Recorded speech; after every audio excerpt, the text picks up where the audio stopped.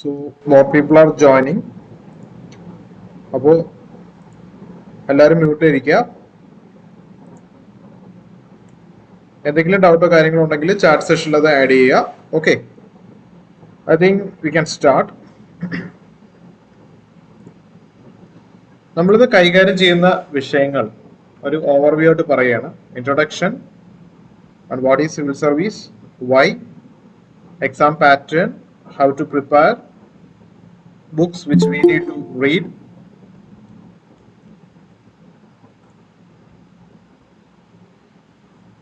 how to choose optional subjects, importance of news reading, 5 elements of success learning, note making, writing practice, CSAT, essay practice, NCERT importance, English language, മലയാളത്തിൽ എഴുതുന്നത്, how to start preparation today, and role of India Magister, self study versus academy, and ഇതിൽ PG ആവശ്യമുണ്ടോ, അതുപോലെ ബീഹാറിൽ നിന്ന് ഒത്തിരി പേര് എഴുതിയെടുക്കുന്നുണ്ട്, why it is like that, and the question answer. So ഇത്രയും സെഷനാണ് നമ്മൾ എടുക്കുന്നത്. ഏകദേശം ഒരു 20-21 ടോപ്പിക്സ് ഉണ്ട് ഇൻ ടോട്ടൽ. സോ ഇന്ത്യ മജിസ്റ്ററിന്റെ പ്രൈമറി നമ്പർ നിങ്ങൾക്ക് എല്ലാവർക്കും അറിയാം, അറിയാത്തവർ നോട്ട് ചെയ്ത് വെക്കുക. ആൻഡ് ഒരു ബാക്കപ്പ് നമ്പർ കൂടി ഉണ്ട്, you can note it down. In case of anything any time you can contact us.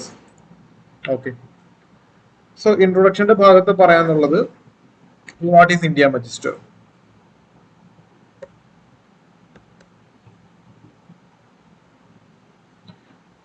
India Magister എന്ന് പറയുന്നത് മിക്കവാറും പേർക്ക് ഒരു യൂട്യൂബ് ചാനൽ എന്ന നിലയിലായിരിക്കും അറിയാവുന്നത്. എന്നാൽ ഒരു ചാനലിലുപരി ഒരു വെബ്സൈറ്റ് കൂടിയാണ്, ഒരു ലേണിംഗ് വെബ്സൈറ്റ് കൂടിയാണ്, ഒരു ലേണിംഗ് പ്ലാറ്റ്ഫോം കൂടിയാണ്. കുറച്ച് ആസ്പിരൻസ് ചേർന്ന് നടത്തുന്ന, അല്ലെങ്കിൽ കുറച്ച് ട്യൂട്ടേഴ്സ് ചേർന്ന് നടത്തുന്ന ഒരു പ്ലാറ്റ്ഫോമാണ്. മെയിൻലി നമ്മൾ സിവിൽ സർവീസ് എക്സാമിനേഷനും അതുപോലെ നാഷണൽ ലെവൽ എക്സാമിനേഷനായ SSCO ആണ് കൈകാര്യം ചെയ്യുന്നത്. ഇപ്പോൾ കുറച്ച് കോഴ്സുകൾ നടത്തുന്നുണ്ട് 2021ലേക്കും 2022ലേക്കും. അതുപോലെ തന്നെ ടെസ്റ്റ് സീരീസ് നടത്തുന്നുണ്ട്. അപ്പോൾ അതുപോലെ ഒരു പ്ലാറ്റ്ഫോമാണ് indiamagistr.com. അപ്പോൾ മിക്കവാറും പേർക്ക് അതിനെപ്പറ്റി അറിയാമായിരിക്കും. ഞാൻ കൂടുതൽ ഡീറ്റെയിലോട്ട് പോകുന്നില്ല. എൻ്റെ സെഷനിൽ നമുക്ക് കൂടുതൽ കാര്യങ്ങൾ എന്തെങ്കിലും ഉണ്ടെങ്കിൽ പറയാം. ആൻഡ് മൈസെൽഫ് അഖിൽ, ഞാനൊരു ടെക് പേഴ്സൺ ആണ്. ഏകദേശം ഒരു 10 വർഷത്തോളം ടെക്നിക്കൽ ഫീൽഡിൽ വർക്ക് ചെയ്തിട്ടുണ്ട്. ആൻഡ് സിവിൽ സർവീസിന്റെ അധ്യാപന രംഗത്ത് ഒരു 5 to 6 years എക്സ്പീരിയൻസ് ഉണ്ട് ഇൻ ട്രിവാൻഡ്രം ആൻഡ് ചെന്നൈ. ഇപ്പോൾ ഇന്ത്യ മജിസ്റ്റർ പ്ലാറ്റ്ഫോമിൽ ഒരു മെയിൻ ട്യൂട്ടറായിട്ട് വർക്ക് ചെയ്യുന്നു. ഓക്കെ, സോ കൂടുതൽ ഡീറ്റെയിൽ ആർക്കെങ്കിലും വേണമെങ്കിൽ നമുക്ക് വഴിയെ പറയാം. What is civil service examination? Okay, civil service examination എന്ന് പറയുമ്പോൾ ഇന്ത്യയിലെ തന്നെ ഏറ്റവും ടഫസ്റ്റ് ആയിട്ടുള്ള അല്ലെങ്കിൽ ടോപ്പ് മോസ്റ്റ് ആയിട്ടുള്ള ഒരു എക്സാം ആണെന്ന് നമുക്ക് പറയാം. കാര്യം ഇന്ത്യയുടെ പല തലങ്ങളിലേക്കും, എസ്പെഷ്യലി ഇന്ത്യൻ അഡ്മിനിസ്ട്രേറ്റീവ് സർവീസ് എന്ന് പറയുമ്പോൾ, ഇപ്പോൾ ഒരു സ്റ്റേറ്റ് വൈസ് നോക്കുകയാണെന്നുണ്ടെങ്കിൽ ഒരു ചീഫ് സെക്രട്ടറി, അല്ലെങ്കിൽ ഇലക്ഷൻ ആ ഒരു രീതിയിൽ നോക്കുകയാണെന്നുണ്ടെങ്കിൽ ചീഫ് ഇലക്ഷൻ കമ്മീഷണർ, ഇനിയല്ല മറ്റു ഭാഗങ്ങൾ നോക്കുകയാണെന്നുണ്ടെങ്കിൽ UPSCയുടെ ചെയർമാനായിട്ട് വരുന്ന ആൾക്കാർ, അല്ലെങ്കിൽ CAG, പ്രസിഡന്റിന്റെ പ്രിൻസിപ്പൽ സെക്രട്ടറി, അല്ലെങ്കിൽ പ്രൈം മിനിസ്റ്ററുടെ പ്രിൻസിപ്പൽ സെക്രട്ടറി, അങ്ങനെ തുടങ്ങിയ പല ഭാഗത്തും, അതായത് ഇന്ത്യയുടെ ഭാവി അല്ലെങ്കിൽ എന്താണോ ഇപ്പൊ നമ്മൾ കാണുന്ന ഒരു രാജ്യത്തിന്റെ പൊസിഷൻ അല്ലെങ്കിൽ ഫ്യൂച്ചർ, അതെല്ലാം നിർണ്ണയിക്കുന്ന ഒരു പൊസിഷനിലേക്ക് മൂവ് ചെയ്ത് വരുന്ന കുറെ ആൾക്കാർ, അല്ലെങ്കിൽ സെലക്ട് ചെയ്ത് വരുന്ന കുറെ ആൾക്കാരെ തിരഞ്ഞെടുക്കാനുള്ള. ഇപ്പൊ IAS മാത്രമല്ല, ഇന്ത്യൻ പോലീസ് സർവീസ് ഉണ്ട്, ഇന്ത്യൻ ഫോറസ്റ്റ് സർവീസ് ഉണ്ട്, ഇന്ത്യൻ ഫോറിൻ സർവീസ് ഉണ്ട്, ഇന്ത്യൻ റവന്യൂ സർവീസ് ഉണ്ട്, റെയിൽവേ സർവീസുകൾ വേറെ ഉണ്ട്. അങ്ങനെ സെൻട്രൽ സർവീസുകളും അതുപോലെ തന്നെ ഓൾ ഇന്ത്യ സർവീസുകളും. ഓൾ ഇന്ത്യ സർവീസ് 3 ഉള്ളത്. അത് IAS, IPS, Indian forest service, and ഒരു IFS കൂടി ഉണ്ട്. അതെന്ന് പറഞ്ഞാൽ ഫോറിൻ സർവീസ് ആണ്, അതൊരു സെൻട്രൽ സർവീസ് ആണ്. സോ ഈ central service group A, group B എല്ലാം കൂടെ ചേർത്ത് ഒരു 10-24 സർവീസോളം ഉണ്ട്. ഈ സർവീസിലേക്ക് ആസ്പിരന്റിനെ അല്ലെങ്കിൽ ഉദ്യോഗാർത്ഥികളെ സെലക്ട് ചെയ്യുന്ന എക്സാം ആണ് ഇന്ത്യൻ സിവിൽ സർവീസ് എക്സാമിനേഷൻ എന്ന് പറയുന്നത്. അപ്പോൾ ഇന്ത്യൻ സിവിൽ സർവീസ് എക്സാമിനേഷൻ ഞാൻ തെളിച്ച് പറയാനുള്ള കാരണം, ഈവൻ UPSCയുടെ ഇന്റർവ്യൂ ബോർഡിന്റെ മുമ്പിൽ ഇരിക്കുമ്പോൾ പോലും കഴിഞ്ഞ 3 വർഷം എന്തു ചെയ്യുകയായിരുന്നു എന്നതിന് മറുപടി സിവിൽ സർവീസ് എക്സാമിനേഷന് പ്രിപ്പയർ ചെയ്യുകയായിരുന്നു എന്നതിനേക്കാളും ഇന്ത്യൻ സിവിൽ സർവീസ് എക്സാമിനേഷന് പ്രിപ്പയർ ചെയ്യുകയായിരുന്നു എന്ന് തന്നെ കൃത്യമായിട്ട് പറയേണ്ടതുണ്ട്.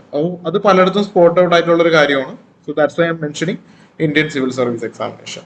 അപ്പോൾ ഈ ഒരു എക്സാമിനേഷൻ എന്ന് പറയുന്നത് സാധാരണ ഒരു എൻട്രൻസ് എക്സാമിനേഷൻ നടത്തുമ്പോൾ ഒരു പരീക്ഷ നടത്തുന്നു.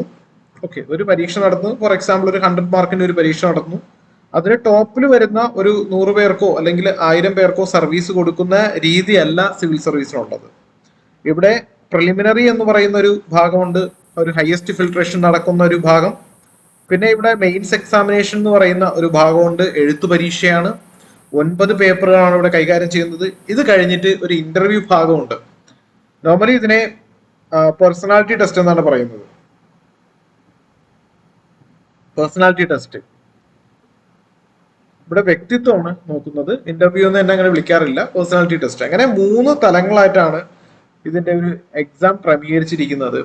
നമ്മൾ സിമ്പിൾ ആയിട്ട് പറഞ്ഞു കഴിഞ്ഞാൽ UPSC തിരയുന്നത് ഇന്ത്യയുടെ സോഷ്യൽ, എക്കണോമിക് ആൻഡ് സെക്യൂരിറ്റി ആസ്പെക്റ്റില് ഒരു സിവിൽ സർവന്റ് ആയിട്ട് തങ്ങളുടെ കൂടെ കൂട്ടാൻ പറ്റുന്ന ഒരാളെയാണ് അവര് തേടിക്കൊണ്ടിരിക്കുന്നത്. അതുകൊണ്ട് തന്നെയാണ് ഈ ഒരു എക്സാം എന്ന് പറയുന്നത് പല തലങ്ങളിലൂടെ അല്ലെങ്കിൽ പല ഫിൽട്രേഷനിലൂടെ കടന്നു പോകുന്നത്. ഓക്കെ, അപ്പോൾ സിവിൽ സർവീസ് എക്സാമിനേഷനെ പറ്റി ഒത്തിരി കാര്യങ്ങൾ നിങ്ങൾ സെർച്ച് ചെയ്യുന്നുണ്ടായിരിക്കാം. അപ്പൊ എന്തെങ്കിലും ഡൗട്ടോ കാര്യങ്ങളോ ഉണ്ടെങ്കിൽ ചോദിക്കാം. Why civil service examination? ഇതിന് ഉത്തരം പറയേണ്ടത് നിങ്ങളാണ്. സോ ചാറ്റ് സെഷൻ ഓപ്പൺ ആണ്. സോ എന്തുകൊണ്ട് നിങ്ങൾ സിവിൽ സർവീസ് ഓപ്റ്റ് ചെയ്യുന്നു?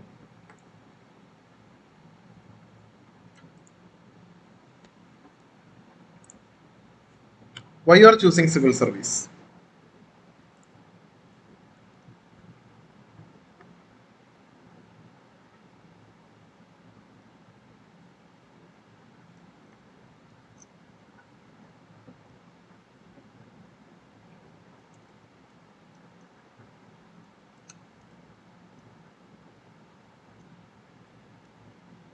Dream plus passion. Elizabeth, okay, good. So ഇതിൽ ഒരുപാട് പേര് വരുന്നത് പല തരത്തിലുള്ള ആഗ്രഹം കൊണ്ടാണ്. ചിലരുടെ ആംബിഷൻ ആയിരിക്കാം, ചിലർക്ക് സർവീസ് ഓറിയന്റഡ് ആയിരിക്കാം, ചിലർക്ക് മൂവി ഇൻസ്പിറേഷൻ ആയിരിക്കാം.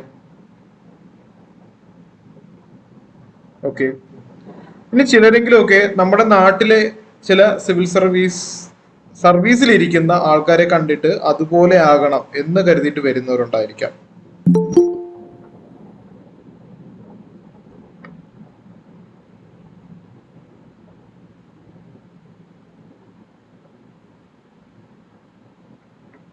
Okay, there are lot of reasons. അപ്പോൾ സിവിൽ സർവീസ് നിങ്ങൾ എന്തുകൊണ്ട് ചൂസ് ചെയ്തു എന്നുള്ള ചോദ്യത്തിന് മറുപടി അനേകമാണ്. എന്നാൽ ഈ ഒരു സിവിൽ സർവീസിന്റെ പ്രിപ്പറേഷനിലോട്ട് നിങ്ങൾ എന്ത് കാരണത്താൽ ചൂസ് ചെയ്താലും, മേ ബി ഡ്രീം ആയിരിക്കാം, അല്ലെങ്കിൽ വാശിയായിരിക്കാം, മേ ബി നിങ്ങൾക്ക് നിങ്ങളെ തന്നെ പ്രൂവ് ചെയ്യണമായിരിക്കാം, ലോട്ട് ഓഫ് തിങ്. എന്ത് തന്നെയാണ് റീസൺ എങ്കിലും നിങ്ങൾ ഈ ഒരു സിവിൽ സർവീസ് ചൂസ് ചെയ്തു, ഓക്കെ, ഈ ഒരു പ്രിപ്പറേഷനിലോട്ട് വന്നു എങ്കിൽ പിന്നീട് നിങ്ങളുടെ ഒരേ ഒരു ആംബിഷൻ അല്ലെങ്കിൽ ഒരേ ഒരു എയിം എന്ന് പറയുന്നത് UPSCയുടെ ആ ഒരു ഫൈനൽ ഇന്റർവ്യൂ അല്ലെങ്കിൽ എന്താണ് ആ ഒരു 3 തലങ്ങളിലൂടെയും കടന്നു പോയിട്ട് ആ ഒരു ഫൈനൽ ലിസ്റ്റിൽ വരിക എന്നുള്ളതാണ്. അപ്പോൾ അതിനുവേണ്ടി ഈ പ്രിപ്പറേഷനിൽ നിങ്ങൾ ചെയ്യേണ്ടതായിട്ടുള്ള കുറേ കാര്യങ്ങളുണ്ട്, അറിയേണ്ടതായിട്ടുള്ള കുറേ കാര്യങ്ങളുണ്ട്, പാലിച്ച് മുന്നോട്ട് പോകേണ്ടതായിട്ടുള്ള കുറേ കാര്യങ്ങളുണ്ട്. അപ്പൊ അതിനെ പറ്റിയാണ് നമ്മളൊന്ന് ഡിസ്കസ് ചെയ്യുന്നത്. അതുകൊണ്ടാണ് ഇങ്ങനൊരു ഭാഗം തന്നെ നിങ്ങളോട് ചോദിച്ചത്. അപ്പോൾ 2021 എക്സാം എഴുതുന്ന എത്ര പേരുണ്ട്? അല്ലെങ്കിൽ 2022 പ്രിപ്പയർ ചെയ്യുന്ന എത്ര പേരുണ്ട്? ഫോർ എക്സാമ്പിൾ നിങ്ങൾ 2021 പ്രിപ്പയർ ആയെങ്കിൽ ചാറ്റിൽ 2021 എന്ന് മെൻഷൻ ചെയ്യാം, അല്ലെങ്കിൽ 22 എന്ന് മെൻഷൻ ചെയ്യാം.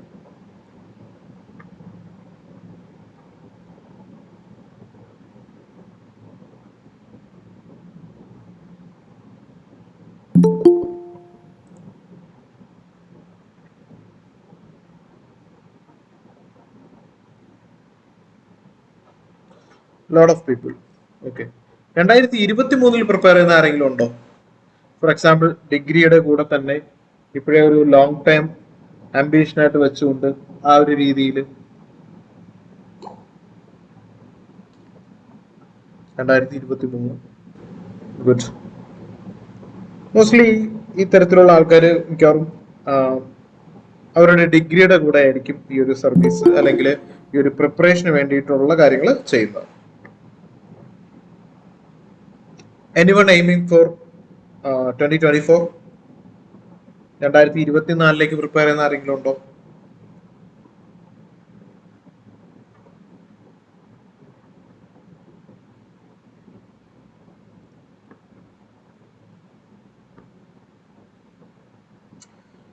ഓക്കെ, അപ്പോ 2021 ഒന്നെന്ന് പറയുമ്പോൾ ഏകദേശം ഇനി 3 മാസമുണ്ട് എക്സാമിന്. June 27 exam. പലരും ആപ്ലിക്കേഷൻ ഓപ്പൺ ആണോ എന്ന് ചോദിക്കുന്നുണ്ട്, അപ്ലൈ ചെയ്യട്ടെ എന്ന് ചോദിക്കുന്നുണ്ട്. അപ്പോൾ ആ ഒരു കാര്യം പറഞ്ഞിട്ട് okay, chat is fine, okay, നിങ്ങൾക്ക് ആഡ് ചെയ്യാം, റീഡ് ഇറ്റ് ലേറ്റർ. ഓക്കെ, അപ്പോൾ ഞാൻ ഈ സെഷനിലോട് തിരിച്ചു പോവുകയാണ്. അപ്പോൾ നമ്മുടെ ഈ എക്സാം പാറ്റേൺ അല്ലെങ്കിൽ സിവിൽ സർവീസ് എക്സാമിനെ പറ്റി ഇൻ ഡീറ്റെയിൽ പറയുന്നതിന് മുമ്പായിട്ട് 2021 എക്സാം എഴുതുന്നവരുടെ പ്രിലിമിനറിയുടെ ഡേറ്റ് എന്ന് പറയുന്നത് 27 ജൂണാണ്. അതുപോലെ 17 സെപ്റ്റംബർ ആണ് അവരുടെ മെയിൻസിന്റെ ഡേറ്റ് എന്ന് പറയുന്നത്. ഇതിനിടയിൽ ഒരു 81 ദിവസമുണ്ട്. ഇനി എക്സാമിന് ഏകദേശം 90+ ഡേയ്സ് ഉണ്ട്. ഈ ഒരു എക്സാം നടന്നു കഴിഞ്ഞാൽ ഏകദേശം ഒക്ടോബറോട് കൂടിയൊക്കെ എക്സാം കഴിയും. കാര്യം ഓപ്ഷൻ പലതും പല ഡേറ്റിലാണ്. ഇപ്പൊ ഇത് കഴിഞ്ഞാൽ ഒരു 2 months, ഫോർ എക്സാമ്പിൾ ഒരു ഡിസംബർ എൻഡ് അല്ലെങ്കിൽ ജാനുവരി ആദ്യത്തോടു കൂടി, എന്ന് പറഞ്ഞാൽ 2022 2022 ജാനുവരി ആദ്യത്തോടു കൂടി ഇതിന്റെ റിസൾട്ട് ഔട്ട് ആവും. റിസൾട്ട് ഔട്ട് ആയി കഴിഞ്ഞാൽ ഇന്റർവ്യൂ കോൾ എന്ന് പറയുന്നത് വന്നു തുടങ്ങും. ദെൻ ഒരു ജാൻ എൻഡ് അല്ലെങ്കിൽ ഫെബ്രുവരി 2022 മുതൽ ഇന്റർവ്യൂ സ്റ്റാർട്ട് ചെയ്യും. ഏകദേശം മാർച്ച് അവസാനം വരെയൊക്കെ അതിന്റെ ഇന്റർവ്യൂ ഉണ്ടായിരിക്കും. അവിടുന്ന് വീണ്ടും 2 മാസം കഴിഞ്ഞ് മെയ് 2022 എൻഡില് അല്ലെങ്കിൽ ജൂൺ സ്റ്റാർട്ടിങ്ങിലായിട്ട് ഇതിന്റെ റിസൾട്ട് പബ്ലിഷ് ചെയ്യും.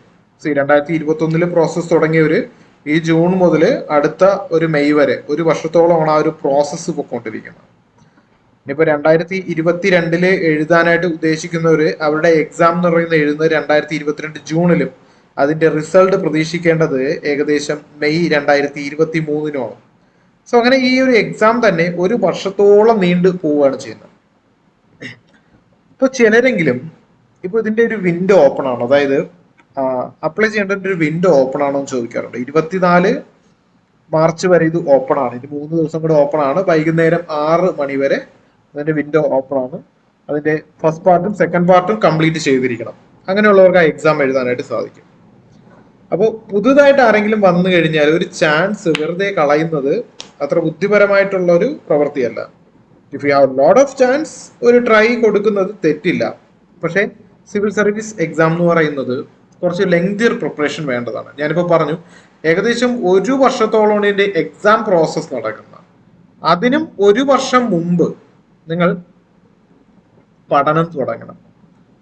സോ ടുഗദർ എക്സാമും അതുപോലെ അതിന്റെ പ്രിപ്പറേഷൻ ചേർത്ത് 2 വർഷത്തോളം നമ്മുടെ ഒരു കാലാവധി ഇങ്ങനെ പൊയ്ക്കൊണ്ടിരിക്കുകയാണ്. അപ്പോൾ ഒരു എക്സാമിന്റെ പ്രോസസ്സിലോട്ട് ഇറങ്ങുന്നതിന് മുമ്പ് വെറും 3 മാസം മാത്രം പ്രിപ്പയർ ചെയ്തുകൊണ്ട് ഇതിലോട്ട് വരുന്നത് അത്ര നല്ല ബുദ്ധിപരമായിട്ടുള്ള ഒരു കാര്യമല്ല. കാര്യം നമുക്കിവിടെ പ്രിലിംസിന്റെ 2 പേപ്പറുണ്ട്, മെയിൻസിന്റെ 9 പേപ്പറുണ്ട്. മെയിൻസിന്റെ 9 പേപ്പറിൽ 2 പേപ്പർ എന്ന് പറയുന്നത് ഓപ്ഷണലാണ്. അപ്പൊ വിവിധങ്ങളായിട്ടുള്ള സബ്ജക്റ്റുകൾ നമുക്ക് പഠിക്കാനുണ്ട്. ഇമ്പോസിബിൾ ആയിട്ടുള്ള കാര്യമൊന്നുമല്ല, but it's a kind of vast. നമുക്ക് അതൊരു അണ്ടർസ്റ്റാൻഡ് ചെയ്യാനുള്ള കുറച്ച് സമയം, സ്വാഭാവികമായിട്ടുള്ള കുറച്ച് സമയപരിധി അല്ലെങ്കിൽ കാലതാമസം എടുക്കും. അപ്പോൾ വെറുതെ ഒരു ചാൻസ് ടെസ്റ്റ് ചെയ്ത് നോക്കാൻ വേണ്ടിയിട്ട്, ടെസ്റ്റിംഗ് പർപ്പസിന് ഒരിക്കലും ഒരു എക്സാം എഴുതി നോക്കരുത്. ഇത് ഞങ്ങളുടെ മാത്രം അഭിപ്രായമാണ്. Okay, still if you feel like that it is fine. അപ്പൊ നമുക്കിനി എക്സാമിന്റെ പാറ്റേൺ എങ്ങനെയാണെന്ന് പറയാം. നമ്മൾ ആൾറെഡി സംസാരിച്ചു. ഇത് 3 തട്ടുകളായിട്ടാണ് നടക്കുന്നത്. ഞാനിവിടെ പ്രിലിംസിന് PT എന്നും മെയിൻസിന് CS എന്നും അതുപോലെ ഇന്റർവ്യൂവിന് INT എന്നും മാർക്ക് ചെയ്തു. സോ ഇവിടെ 2 പേപ്പറുകളാണുള്ളത്. പേപ്പർ 1 എന്ന് പറയുന്നത് 200 മാർക്കിന്റെ GS പേപ്പറാണ്. GS പേപ്പർ എന്ന് പറയുമ്പോൾ ഇതിനകത്ത് ഉൾപ്പെടുന്ന കാര്യങ്ങൾ ഹിസ്റ്ററി ഉണ്ട്, ജോഗ്രഫി ഉണ്ട്, പൊളിറ്റി ഉണ്ട്, എക്കണോമിക്സ് ഉണ്ട്, എൻവയോൺമെന്റ് ഉണ്ട്, സയൻസ് ആൻഡ് ടെക്നോളജി ഉണ്ട്. ദെൻ കറണ്ട് ഇവന്റ്സ് അല്ലെങ്കിൽ കറണ്ട് അഫേഴ്സ് ഉണ്ട്. ഈ ഹിസ്റ്ററിക്കകത്ത് ഏൻഷ്യന്റ് ഉണ്ട്, മെഡീവൽ ഉണ്ട്, മോഡേൺ ഉണ്ട്. എസ്പെഷ്യലി നമുക്ക് മോഡേൺ കഴിഞ്ഞിട്ടുള്ളൊരു സമയം അല്ലെങ്കിൽ എന്താണ് ആഫ്റ്റർ ഇൻഡിപെൻഡൻസ് കൂടി പഠിക്കേണ്ടതായിട്ടുണ്ട്. ജോഗ്രഫിയിൽ ഫിസിക്കൽ ജോഗ്രഫി ഉണ്ട്, political geography, human geography, economic geography, world geography എല്ലാം ജോഗ്രഫിയിൽ വരുന്നുണ്ട്. ഹിസ്റ്ററിയിൽ നമുക്ക് വേൾഡ് ഹിസ്റ്ററി ഇല്ല, പ്രിലിംസിന് വേൾഡ് ഹിസ്റ്ററി ഇല്ല. ഓക്കെ, പൊളിറ്റിയിൽ വരുമ്പോൾ പൊളിറ്റി ഉണ്ട്, ഇന്ത്യൻ കോൺസ്റ്റിറ്റ്യൂഷൻ ഉണ്ട്, ഗവർണൻസ് ഉണ്ട്, പഞ്ചായത്തി രാജ് പഠിക്കണം, അങ്ങനെയുള്ള കാര്യങ്ങൾ. എക്കണോമിക്സിൽ വരുമ്പോൾ എക്കണോമിക്സ് ആൻഡ് ഡെവലപ്മെന്റ് ആസ്പെക്ട്സ്, നമ്മുടെ ബഡ്ജറ്റ്, എക്കണോമിക് സർവേ, സ്കീംസ് പഠിക്കണം. ദെൻ ഇൻക്ലൂസീവ് ഡെവലപ്മെന്റ് പോലുള്ള കാര്യങ്ങളെല്ലാം അറിഞ്ഞിരിക്കണം.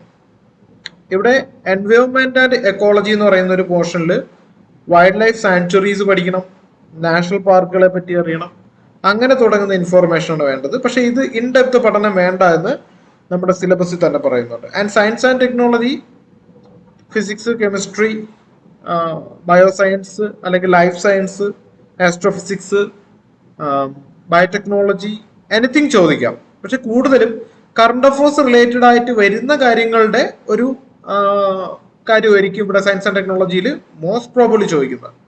ആൻഡ് കറണ്ട് അഫേഴ്സിൽ നമുക്ക് ഇന്റർനാഷണൽ ഇൻസ്റ്റിറ്റ്യൂഷൻസ്, UN പോലുള്ള ഓർഗനൈസേഷന്റെ കാര്യങ്ങളൊക്കെ ചോദിക്കാം. കറണ്ട് അഫേഴ്സിൽ മേ ബി സ്കീംസ് ചോദിക്കാം. ഇത് എല്ലാ ഭാഗത്തുനിന്നും കുറേശ്ശെ ഇതിനകത്തോട്ട് വരും. ഓക്കെ, പിന്നെ കോർ കറണ്ട് അഫേഴ്സ് ആയിട്ട് ചോദിക്കുന്ന മേ ബി ഒരു 10 ക്വസ്റ്റ്യൻ വരെയൊക്കെ നമുക്ക് പ്രതീക്ഷിക്കാം. അപ്പോൾ ഇവിടെ 200 മാർക്കിന്റെ പരീക്ഷ എന്ന് പറയുന്നത് 100 ക്വസ്റ്റ്യൻ ആണ്. ഒരു ക്വസ്റ്റ്യന് 2 മാർക്ക് വെച്ചിട്ടാണ് ഇവിടെ 200 എന്ന് പറയുന്നത്. നോർമലി ഇതിന്റെ ഒരു കട്ട് ഓഫ് വരുന്നത് 50%-ലാണ് ഇതിന്റെ കട്ട് ഓഫ് വരുന്നത്. പക്ഷെ അങ്ങനെ കൃത്യമായിട്ട് പറയാൻ സാധിക്കത്തില്ല. മേ ബി അത് 55 ആവാം, 48 ആവാം. So depend. ഓരോ തവണയും UPSCയുടെ മാർക്കിന്റെ ഒരു നിലവാരം അല്ലെങ്കിൽ നമ്പർ ഓഫ് സ്റ്റുഡൻസ് അല്ലെങ്കിൽ എത്ര പേരെ മെയിൻസിലോട്ട് കൊണ്ടുപോകണം, അതിൻ്റെയൊക്കെ ഒരു ധാരണ UPSCയുടെ ഒരു ഡിസ്കഷൻ വെച്ചിട്ടാണ് ഈ ഒരു കട്ട് ഓഫ് തീരുമാനിക്കപ്പെടുന്നത്. അതുകൊണ്ട് ഒരിക്കലും ഞങ്ങൾ 50% പറഞ്ഞു എന്ന് മാത്രം പറയരുത്. It's kind of 50%. കാര്യം 2019 കട്ട് ഓഫ് എടുക്കുകയാണെന്നുണ്ടെങ്കിൽ 200-ന് 98 ജനറൽ കട്ട് ഓഫ് എന്ന് പറയുന്നത്. അപ്പൊ ഇത് കൃത്യമായിട്ട് നോക്കണമെങ്കിൽ 49% ആണ്.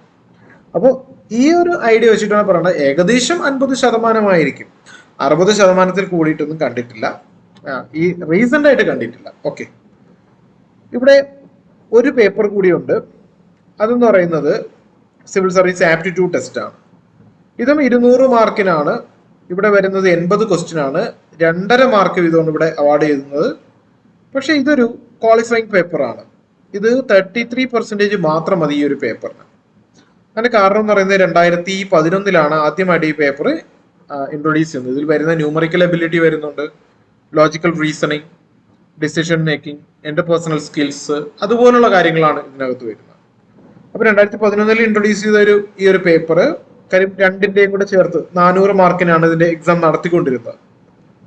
അപ്പോ 11 വന്നു, 12, 13, 14, 15. 2015 ആയ സമയത്ത് ഇതിനെ ഒരു ക്വാളിഫയിങ് പേപ്പർ അല്ലെങ്കിൽ എന്താണ് 33% മാർക്ക് മാത്രം വാങ്ങിയാൽ മതി. അതിൽ കൂടുതൽ മാർക്ക് വാങ്ങിച്ചാലും നമ്മുടെ റാങ്കിലൊന്നും അല്ലെങ്കിൽ നമ്മുടെ ഫിൽട്രേഷൻ പ്രോസസ്സിൽ ഇതിനെ മെയിൻ ആയിട്ട് പരിഗണിക്കുന്നില്ല.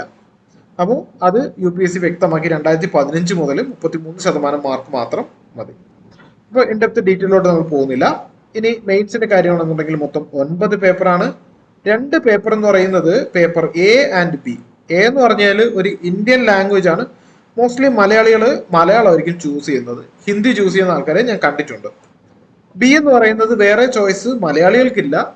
എസ്പെഷ്യലി ഇപ്പൊ നാഗാലാൻഡ്, അരുണാചൽ പ്രദേശ് ഭാഗങ്ങളിലുള്ളവർക്ക് വേണമെന്നുണ്ടെങ്കിൽ നമ്മുടെ പേപ്പർ Aയിൽ വേറെ ലാംഗ്വേജ് ചൂസ് ചെയ്യാം, ഇംഗ്ലീഷ് ചൂസ് ചെയ്യാം. അങ്ങനെ അല്ലാന്നുണ്ടെങ്കിൽ പേപ്പർ Aയിൽ ഓഫ്കോഴ്സ് മലയാളം ചൂസ് ചെയ്യാം. Bയിൽ വേറെ യാതൊരു തരത്തിലുള്ള ഓപ്ഷനും ഇല്ല, English it's A compulsory one. ഈ 2 പേപ്പറിന് ഒരു പ്രത്യേകത ഉണ്ട്. ഈ 2 പേപ്പറും റാങ്കിങ്ങിൽ പരിഗണിക്കില്ല. റാങ്കിന്റെ കാര്യത്തിൽ ഈ 2 പേപ്പറും പരിഗണിക്കത്തില്ല. മാത്രമല്ല 300-ന് 25%, ദാറ്റ് മീൻസ് 75 മാർക്ക് മതി. പേപ്പർ Aക്ക് 75 മാർക്ക് വേണം, പേപ്പർ Bക്ക് 75 മാർക്ക് വേണം. ഇത് 10th ലെവലുള്ള കോംപ്രിഹെൻഷൻ അല്ലെങ്കിൽ 3-1 ചുരുക്കുക, പദങ്ങളുടെ അർത്ഥം എഴുതുക തുടങ്ങിയ കാര്യങ്ങളാണ് അതിനകത്ത് വരുന്നത്. നമ്മളൊരു വീഡിയോ ചെയ്തിട്ടുണ്ട്. അപ്പോൾ ആ വീഡിയോ നമ്മുടെ ചാനലിൽ നോക്കുക. കാണാത്തവര് ചോദിച്ചു കഴിഞ്ഞാൽ നമ്മുടെ വാട്സാപ്പിൽ ചോദിച്ചാൽ വാട്സാപ്പ് നമ്പർ ഇവിടെ ഉണ്ട്, ഇവിടെ ചോദിച്ചു കഴിഞ്ഞാൽ അതിന്റെ ലിങ്ക് തരാം. അല്ലെങ്കിൽ നമ്മുടെ വെബ്സൈറ്റിൽ indiamagistry.com ഇതിന്റെ പ്രീവിയസ് ഇയർ ക്വസ്റ്റ്യൻ പേപ്പേഴ്സ് ഉണ്ട്, അതെടുത്തൊന്ന് അനാലിസിസ് ചെയ്യുക. ഓക്കെ, ഇവിടെ 2 പേപ്പർ കഴിഞ്ഞു. ഇനി അടുത്ത 5 പേപ്പർ എന്ന് പറയുന്ന റാങ്കിങ്ങിൽ പരിഗണിക്കുന്ന പേപ്പേഴ്സ് ആണ്. ഓക്കെ, 1250 മാർക്കിന്. കാര്യം ഇനിയുള്ള എല്ലാ പേപ്പേഴ്സും 250 മാർക്ക് വീതമാണ്. ഇതിൽ വരുന്നത് ഒരു essay paper, 4 GS paper. Okay, and അടുത്ത് വരുന്ന 2 പേപ്പർ എന്ന് പറയുന്നത് ഓപ്ഷൻ ആണ്. ഇത് റാങ്കിങ്ങിൽ പരിഗണിക്കുന്നതാണ്, 500 മാർക്ക്. ഓപ്ഷന് 2 പേപ്പറാണ്, 2 ഗുണം 250, 500 മാർക്ക്. അങ്ങനെ റാങ്കിങ്ങിൽ പരിഗണിക്കുന്ന 1750 മാർക്കാണ് സിവിൽ സർവീസ് പരീക്ഷയുടെ മെയിൻസ് പരീക്ഷയിൽ ഉള്ളത്. അപ്പോൾ ഇത് കുറച്ചും കൂടി ഇൻ ഡീറ്റെയിൽ ആയിട്ട് പറയാം. ഇന്റർവ്യൂയുടെ കാര്യം എന്ന് പറഞ്ഞാൽ ഇതിന് പ്രത്യേകിച്ച് സിലബസോ കാര്യങ്ങളൊന്നും പറയുന്നില്ല, പേഴ്സണാലിറ്റി ടെസ്റ്റ് ആണ്. അപ്പോൾ നിങ്ങളുടെ പേഴ്സണാലിറ്റി അല്ലെങ്കിൽ നിങ്ങൾ പഠിച്ച സാഹചര്യം, നിങ്ങൾ വരുന്ന സ്ഥലത്തെ പറ്റിയ കാര്യങ്ങൾ അറിയണം. എസ്പെഷ്യലി ഞാൻ നേരത്തെ പറഞ്ഞ എന്താണ് സോഷ്യോ എക്കണോമിക് ആൻഡ് സെക്യൂരിറ്റി ആംഗിളിൽ കാര്യങ്ങൾ നിങ്ങൾക്ക് തിരിച്ചറിയാൻ പറ്റണം. പിന്നെ മേ ബി ചിലപ്പോൾ നിങ്ങളുടെ സബ്ജക്ട് എക്കണോമിക്സോ അല്ലെങ്കിൽ പൊളിറ്റിക്കൽ സയൻസോ ഒക്കെ ആണെന്നുണ്ടെങ്കിൽ ചിലപ്പോൾ ആ ഒരു രീതിയിലുള്ള അക്കാദമിക് ക്വസ്റ്റ്യൻസ് ഒക്കെ നിങ്ങൾക്ക് പ്രതീക്ഷിക്കാം. അപ്പോൾ അതിനെപ്പറ്റി ഈ ഒരു വെബിനാറിൽ നമ്മൾ ഇൻഡെപ്ത് ഇന്റർവ്യൂവുമായിട്ട് ബന്ധപ്പെട്ട കാര്യങ്ങളിലേക്ക് പോകുന്നില്ല. നമുക്ക് തിരിച്ച് ഇതിന്റെ സിലബസ് ഭാഗത്തു കൂടി ഒന്ന് നോക്കാം. അപ്പോൾ സിലബസ് വരുമ്പോൾ പ്രിലിംസിന്റെ ഞാൻ പറഞ്ഞു, മെയിൻസിലോട്ട് വരുമ്പോൾ പേപ്പർ എ ആൻഡ് ബി എന്ന് പറയുന്നത് ക്വാളിഫയിങ് പേപ്പേഴ്സ് ആണ്. എസ്എ 250 മാർക്കിനാണ്. ഇവിടെ 125 മാർക്കിന്റെ 2 ക്വസ്റ്റ്യൻ ആണ് ചോദിക്കുന്നത്. എ എന്നൊരു സെറ്റ് ഉണ്ട്, ബി എന്നൊരു സെറ്റ് ഉണ്ട്. എ സെറ്റിൽ 4 ചോദ്യങ്ങൾ വീതം ഉണ്ടാവും, ബി സെറ്റിൽ 4 ചോദ്യങ്ങൾ ഉണ്ടാവും.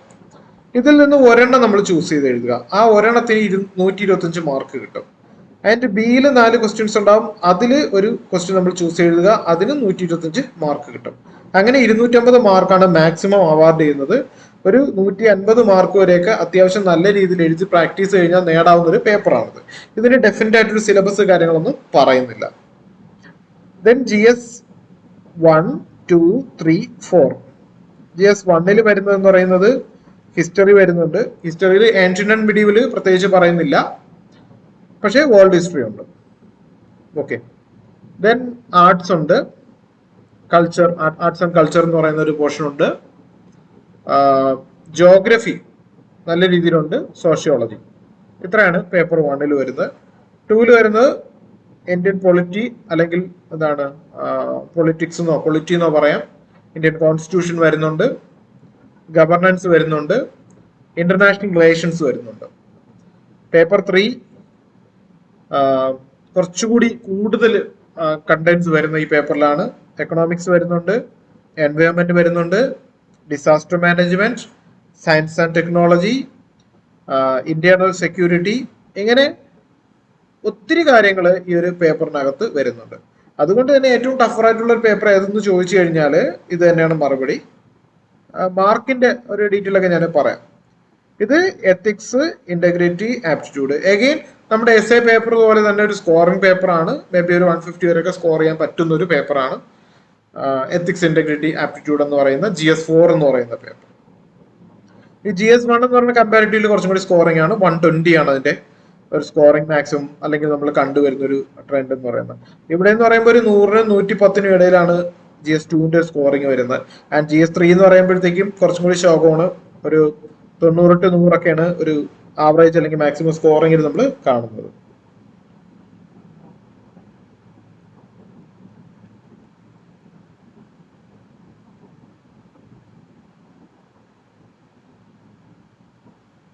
ഓക്കെ, സോ ഇതാണ് ഇതിന്റെ ഒരു മാർക്ക് ഡിസ്ട്രിബ്യൂഷൻ കാര്യങ്ങളൊക്കെ.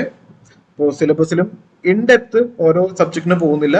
ഇതെല്ലാം നമ്മുടെ ചാനലിൽ ഓരോ വീഡിയോസ് ആയിട്ട് ചെയ്തിട്ടിട്ടുണ്ട്, അത് കാണാനായിട്ട് ശ്രമിക്കാം. അതും കൂടിയൊക്കെ പറയാൻ നിന്ന് കഴിഞ്ഞാൽ ഇപ്പോൾ ആൾമോസ്റ്റ് 30 minutes ഓവർ, പിന്നെ 1.5 മണിക്കൂറുകൾ കൂടിയാണുള്ളത്. അപ്പോൾ ആ ഒരു സമയത്ത് തീരത്തില്ല, അതുകൊണ്ട് ഇൻഡെപ്തിന് പോകുന്നില്ല. ഹൗ ടു പ്രിപ്പയർ, ഇതൊരു വലിയ ക്വസ്റ്റ്യൻ ആണ്. ഓക്കെ, 2021 വർക്ക് ചെയ്യുന്ന ആൾക്കാരുണ്ടായിരിക്കും, 22 വർക്ക് ചെയ്യുന്ന ആൾക്കാരുണ്ടായിരിക്കും. സോ എത്ര പേർക്ക് ഈ ഒരു ഡൗട്ട് ഉണ്ട്? ഓക്കെ, പേപ്പർ എ ഇംഗ്ലീഷ് എടുത്താലോ? പേപ്പർ എ ഇംഗ്ലീഷ് എടുക്കണമെങ്കിൽ if you are belonging to Nagaland or Arunachal Pradesh or Mizoram, അങ്ങനെയാണെങ്കിൽ മാത്രം അത് സെലക്ട് ചെയ്തതിന് ശേഷം you can choose English for paper A. Paper B like നമുക്ക് വേറൊന്നും ചൂസ് ചെയ്യാനായിട്ട് സാധിക്കത്തില്ല. പ്രിലിംസ് കഴിഞ്ഞ് എത്ര മന്ത് കഴിഞ്ഞു എന്ന് ചോദിക്കുകയാണെങ്കിൽ ഈ വർഷത്തെ ഡേറ്റ പറയുകയാണെന്നുണ്ടെങ്കിൽ 81 days. ആൾമോസ്റ്റ് നമുക്ക് 3 months കിട്ടും, but not exactly.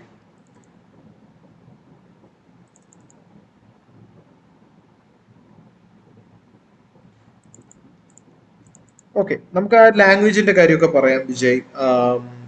S of course S A paper നമുക്ക് മലയാളത്തിൽ എഴുതാനായിട്ട് സാധിക്കും. അതിനെപ്പറ്റി പറയാം, അത് പ്രത്യേകമായിട്ട് തന്നെ നമ്മൾ പറയുന്നുണ്ട്. അപ്പോൾ ഹൗ ടു പ്രിപ്പയർ അല്ലെങ്കിൽ ഹൗ ടു സ്റ്റാർട്ട് പ്രിപ്പറേഷൻ എന്നുള്ള ഒരു ഡൗട്ട് എല്ലാവർക്കും ഉള്ളതാണ്. ഇതിൽ കുറച്ച് കാര്യങ്ങൾ ജനറൽ പറയാം.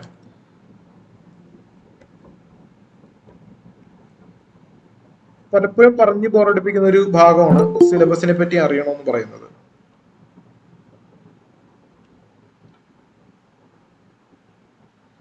Syllabus, previous year question papers, ഈ ഒരു 2 ഭാഗമാണ് നമുക്ക് UPSCയുടെ സൈഡിൽ നിന്ന് ഒഫീഷ്യൽ ഡോക്യുമെന്റ് എന്ന് പറഞ്ഞ് കിട്ടാൻ സാധ്യതയുള്ള 2 ഡോക്യുമെന്റ് എന്ന് പറയുന്നത് syllabus and previous year question papers.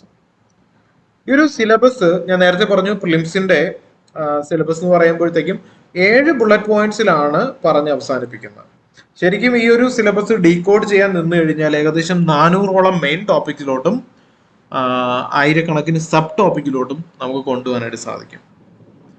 മെയിൻസിന്റെ സിലബസും അതുപോലെ തന്നെയാണ്.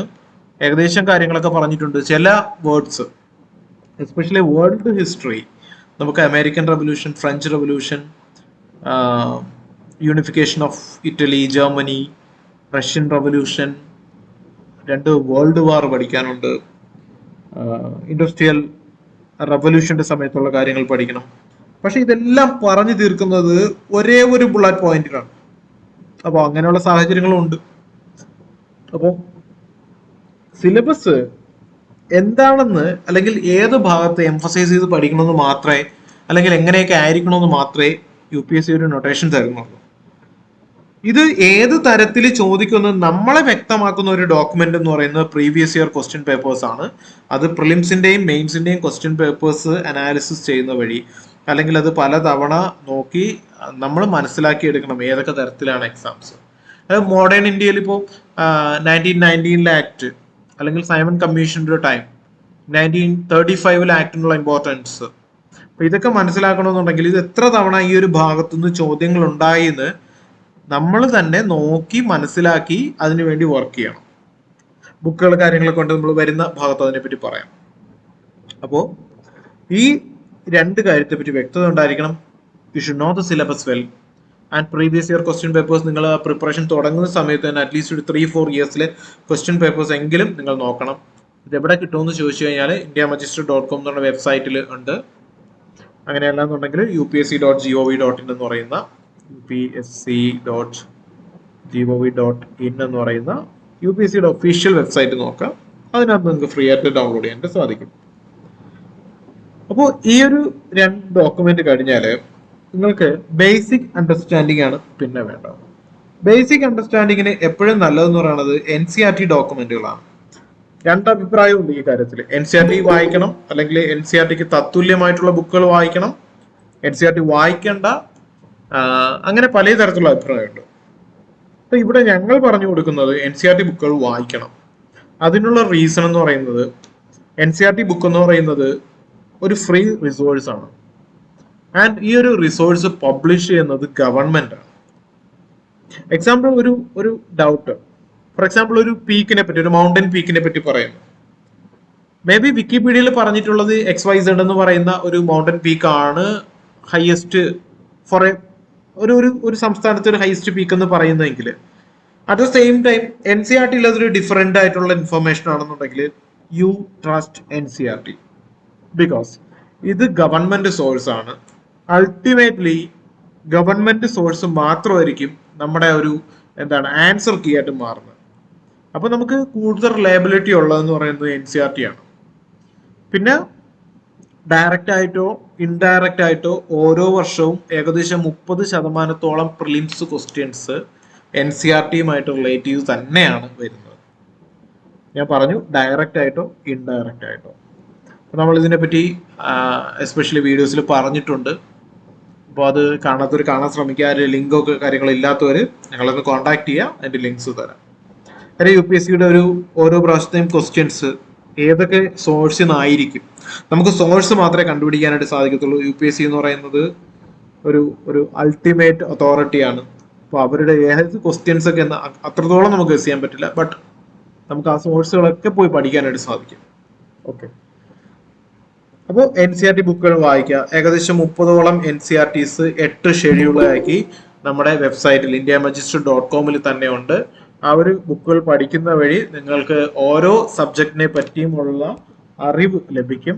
ഹിസ്റ്ററി ആയാലും ജോഗ്രഫി ആയാലും പൊളിറ്റി ആയാലും ഒക്കെ തന്നെ അതിൻ്റെ ഒരു ബേസ് നോളജ് കിട്ടണമെന്നുണ്ടെങ്കിൽ NCERT ബുക്കുകൾ വായിക്കാം.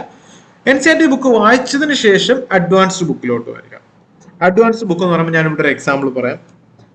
എക്സാമ്പിൾ, ഒരു 6ാം ക്ലാസ് മുതൽ 12ാം ക്ലാസ് വരെയുള്ള NCERT-യുടെ പൊളിറ്റി വായിക്കുന്ന ഒരാളിന് പൊളിറ്റിയെ പറ്റി ഏകദേശം ഒരു ധാരണയുണ്ട്, ഇന്ത്യൻ കോൺസ്റ്റിറ്റ്യൂഷനെ പറ്റി ഏകദേശം ഒരു ധാരണയുണ്ട്. ദെൻ അതിൻ്റെ ഒരു അഡ്വാൻസ്ഡ് ബുക്ക് വായിക്കുക. ഫോർ എക്സാമ്പിൾ ലക്ഷ്മികാന്ത് പോലെയുള്ള ബുക്കുകൾ വായിക്കുക. ഓക്കെ, അപ്പോൾ NCERT ബുക്ക് ബേസിക് കിട്ടി, നമ്മൾ സ്റ്റാൻഡേർഡ് ബുക്ക് വായിച്ചു. ആൻഡ് നിങ്ങൾക്ക് കുറച്ചുകൂടി അപ്ഗ്രേഡ് ചെയ്ത ഒരു നോളജ് അവിടെ കിട്ടി. ഈ ഒരു 2 കാര്യം കൊണ്ട് മാത്രം കാര്യം കഴിഞ്ഞില്ല. മാക്സിമം ക്വസ്റ്റ്യൻ അനാലിസിസ് ചെയ്യണം. പ്രീവിയസ് ഇയർ ക്വസ്റ്റ്യൻ പേപ്പേഴ്സിൽ ഇത് എങ്ങനെയാണ് ചോദിച്ചിരിക്കുന്നത് മനസ്സിലാക്കണം. നമ്മൾ ഓരോ കാര്യങ്ങൾ കാണുമ്പോഴും അവിടുന്ന് എങ്ങനെ ക്വസ്റ്റ്യൻസ് ഫ്രെയിം ചെയ്യപ്പെടാമെന്ന് ചിന്തിക്കണം. ആ ഒരു തരത്തിൽ വർക്ക് ചെയ്യണം. കൂടുതൽ മോഡൽ ക്വസ്റ്റ്യൻസ് വർക്കൗട്ട് ചെയ്യണം. പല തരത്തിലുള്ള ഡൗട്ടോ കാര്യങ്ങളൊക്കെ ഉണ്ടാവും. കഴിഞ്ഞ ദിവസം നമ്മുടെ ഒരു ടെസ്റ്റ് സീരീസിൽ ഒരു സ്റ്റുഡൻറ്റ് ഒരു 40th ക്വസ്റ്റ്യനെ പറ്റി ഇങ്ങനെ ഒരു ഡൗട്ട് പറഞ്ഞു. ചോദിച്ച ചോദ്യം എന്ന് പറയുന്നത്, സർ സെക്കൻഡ് എന്ന് പറയുന്നത് ഓപ്ഷൻ ശരിയല്ലേ, എന്നിട്ട് എന്തുകൊണ്ട് അതായില്ല?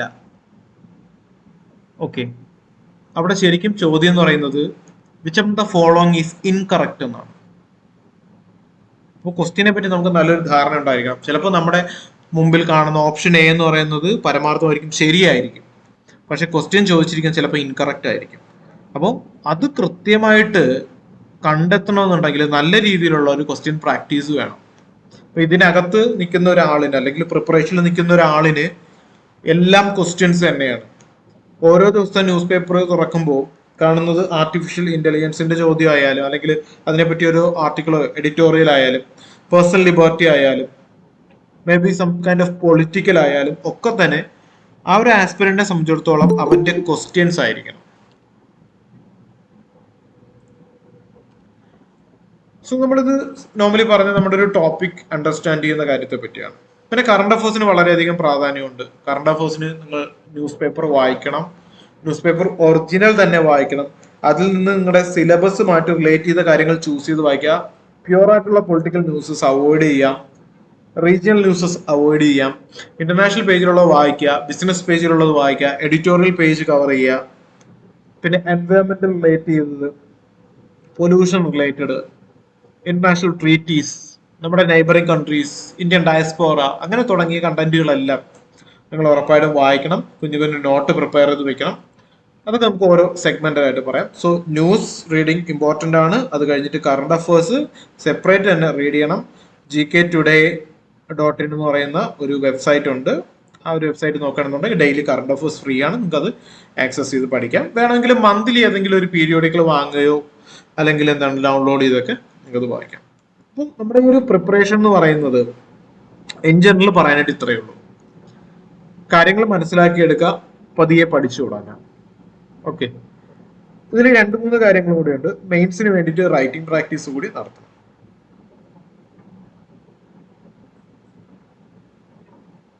Okay, so moving on, which book to choose. ഈ ബുക്കുകൾ എന്ന് പറയുമ്പോൾ നമ്മളിപ്പോ ഒരു ഷോപ്പിൽ പോവുകയോ അല്ലെങ്കിൽ നമ്മുടെ ആമസോണിൽ കയറുകയൊക്കെ നോക്കുകയാണെന്നുണ്ടെങ്കിൽ ഒരു സബ്ജക്റ്റ്, ഫോർ എക്സാമ്പിൾ നമ്മുടെ പൊളിറ്റിയുടെ ഒരു subject civil service examination polity book എന്ന് കൊടുത്തു കഴിഞ്ഞാൽ നമുക്ക് ഒരുപാട് ഓപ്ഷൻസ് കിട്ടും. അപ്പോൾ പലർക്കും അറിയായിരിക്കും ലക്ഷ്മികാന്ത് എന്ന് പറയുന്ന ഒരു ഓഥറിന്റെ ബുക്കിനെ പറ്റി അറിയാമായിരിക്കും. അപ്പോൾ അറിയാത്തൊരു വ്യക്തിയാണെന്നുണ്ടെങ്കിൽ പെട്ടെന്ന് കൺഫ്യൂസ്ഡ് ആവും.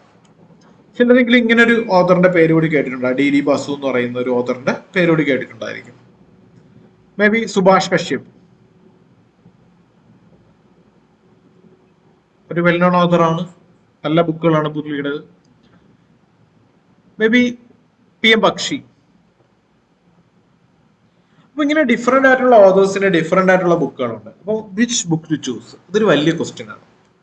അപ്പൊ നമ്മൾ ഓരോ സബ്ജക്റ്റിനും ഒരു ബുക്ക്, അതിൽ കൂടുതൽ നമുക്ക് റിസോഴ്സ് തപ്പിപ്പോകേണ്ടതായിട്ടുള്ള ആവശ്യമില്ല. ഇവിടെ GS 1, 2, 3 ഓരോ സെഗ്മെന്റിലും അല്ലെങ്കിൽ ഓരോ ടോപ്പിക്കിനകത്തും ഏത് ബുക്ക് വായിക്കണം, ഏത് തരത്തിലുള്ള നോളജ് അക്വയർ ചെയ്യണം എന്നുള്ള രീതിയിൽ വിശദമായിട്ടുള്ള ഒരു യൂട്യൂബ് വീഡിയോ ഉണ്ട്. കൈൻഡ് ഓഫ് ബോറിംഗ് ആണ്. ഓരോ വീഡിയോ ഒരു 15 മിനിറ്റ്, ഒരു 20 മിനിറ്റ് വരെയൊക്കെ കാണും. ഏകദേശം 1 മണിക്കൂറോളം എടുത്തു കഴിഞ്ഞാൽ ആ ഒരു വീഡിയോ മുഴുവൻ നിങ്ങൾക്ക് കണ്ടു തീർക്കാനായിട്ട് പറ്റും. ഈ ഒരു സെഷന്റെ അവസാനം ചോദിച്ചു കഴിഞ്ഞാൽ ആ വീഡിയോസിന്റെ ലിങ്ക് നിങ്ങൾക്ക് തരാം.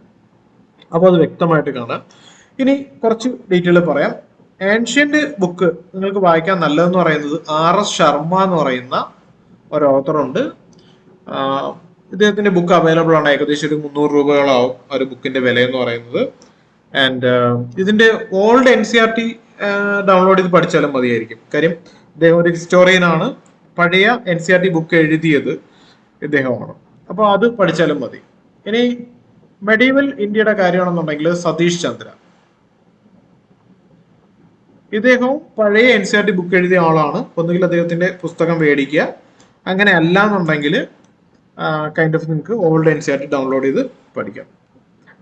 മോഡേൺ ഇന്ത്യയുടെ കാര്യം വരുമ്പോൾ പലരും ബിപാൻ ചന്ദ്രയുടെ ബുക്ക്, ബിപാൻ ചന്ദ്ര നല്ല ഓഥർ തന്നെയാണ്, ഒരു ഹിസ്റ്റോറിയൻ ആണ്. നല്ല എന്താണ് അദ്ദേഹത്തിന്റെ റൈറ്റപ്പുകളൊക്കെ വളരെ നല്ലതാണ്.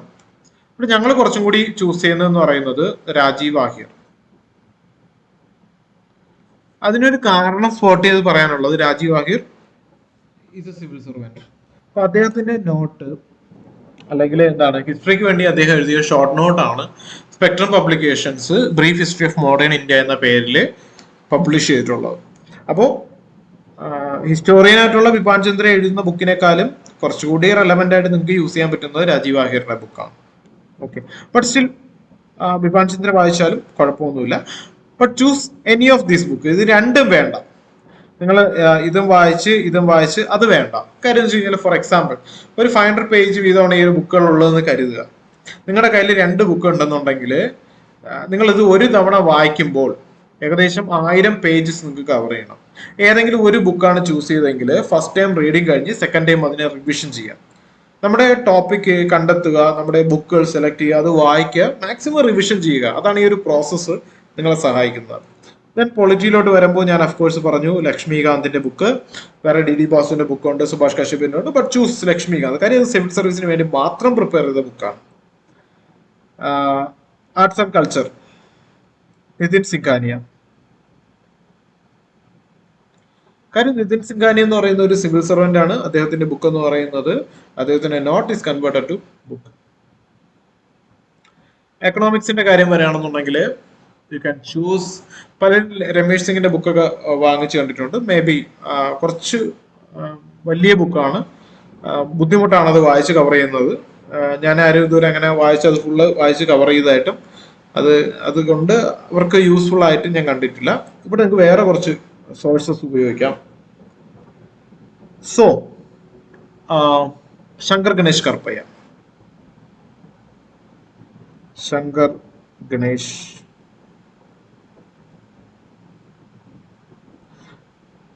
ഗണേഷ് കർപ്പയുടെ ബുക്ക് കിട്ടും.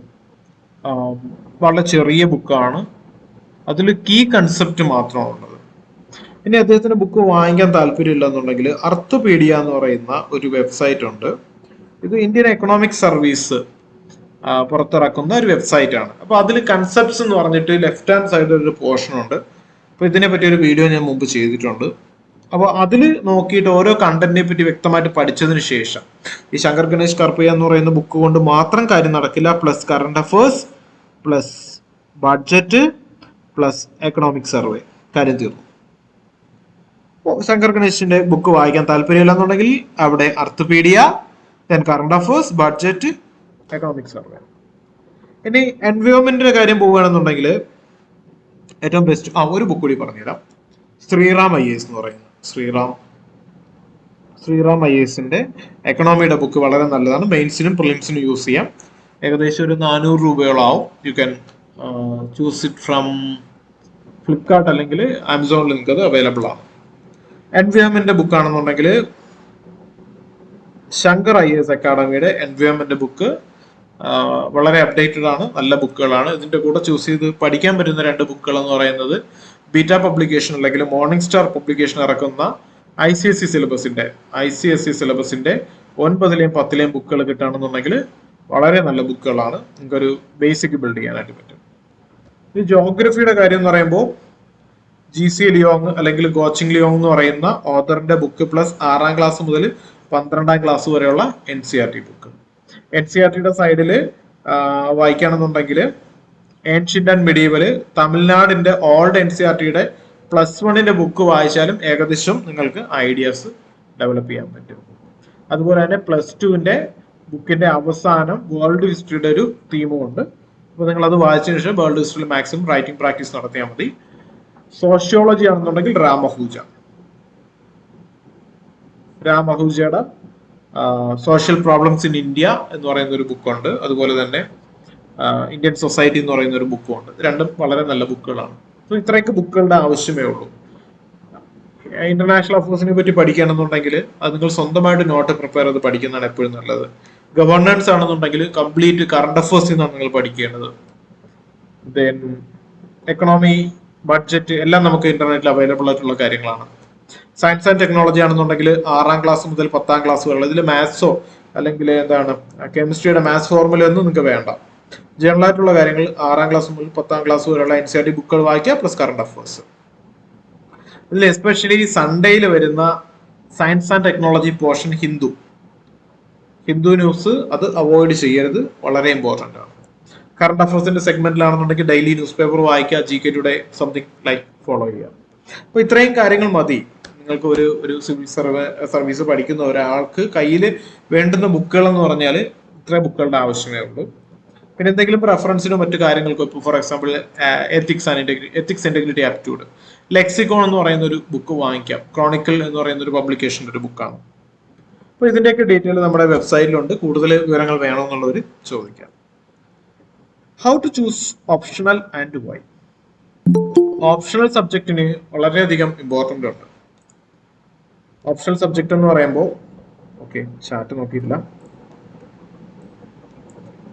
വ്യക്തമായിട്ട് പറഞ്ഞു. സയൻസിൽ മാത്സ് ആവശ്യമില്ല, അതുപോലെ കെമിസ്ട്രി ഫോർമുലാസ് ഒന്നും കാണാതെ പഠിച്ച് ബാലൻസ് ചെയ്യേണ്ട ഒരാവശ്യവുമില്ല. Okay, fine.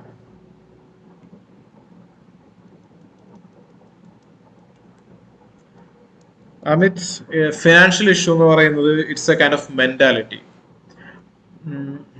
ഞാൻ പറഞ്ഞല്ലോ, സിവിൽ സർവീസിന്റെ പ്രിപ്പറേഷൻ തുടങ്ങാനായിട്ട് വളരെ കുറച്ച് റിസോഴ്സസ് മതി ഒരാൾക്ക്.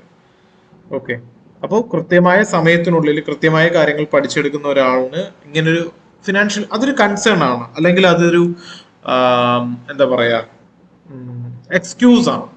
ആ ഒരു എക്സ്ക്യൂസിനപ്പുറം നമ്മൾ മുന്നോട്ട് നീങ്ങണം. അങ്ങനെ നീങ്ങിക്കഴിഞ്ഞാൽ നിങ്ങൾക്ക് ഈ ഒരു വേർഡ് പറയേണ്ടതായിട്ട് വരില്ല. ഓക്കെ,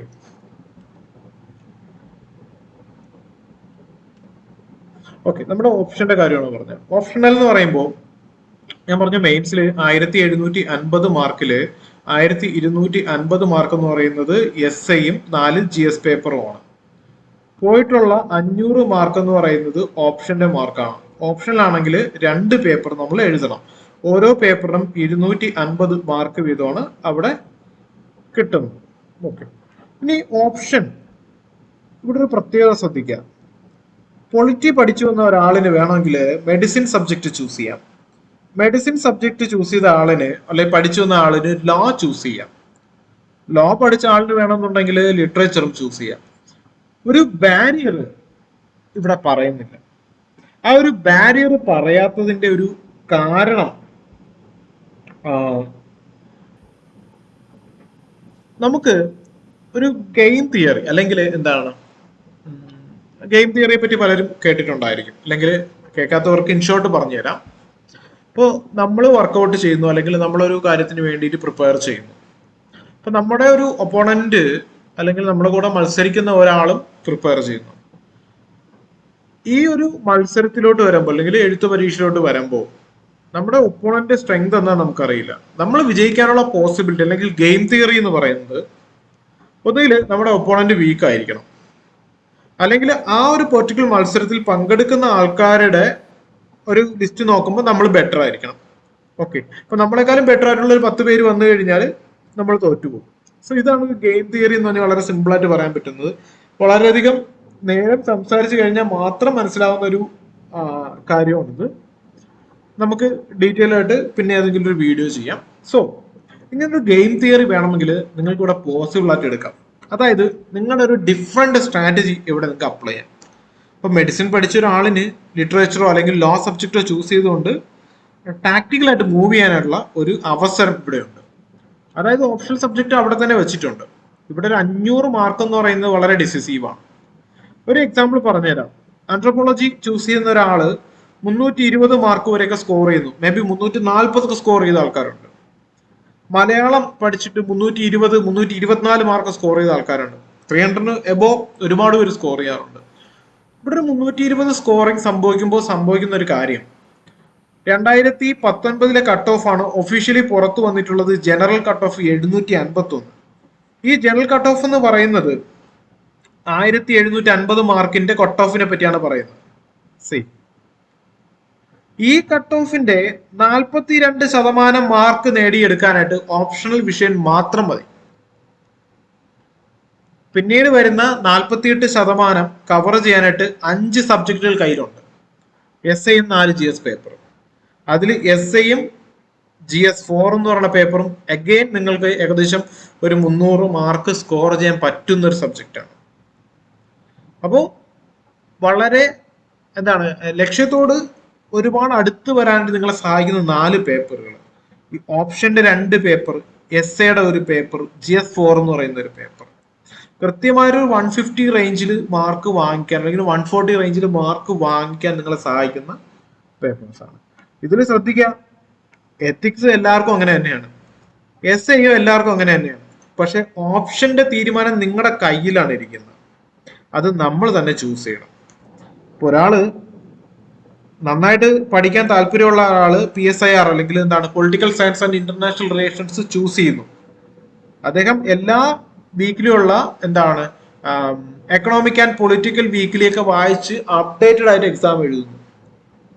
ഇനി പൊളിറ്റിക്കൽ സയൻസ് പഠിച്ചു വന്ന ഒരു വിദ്യാർത്ഥി PSIR എടുക്കുന്നു.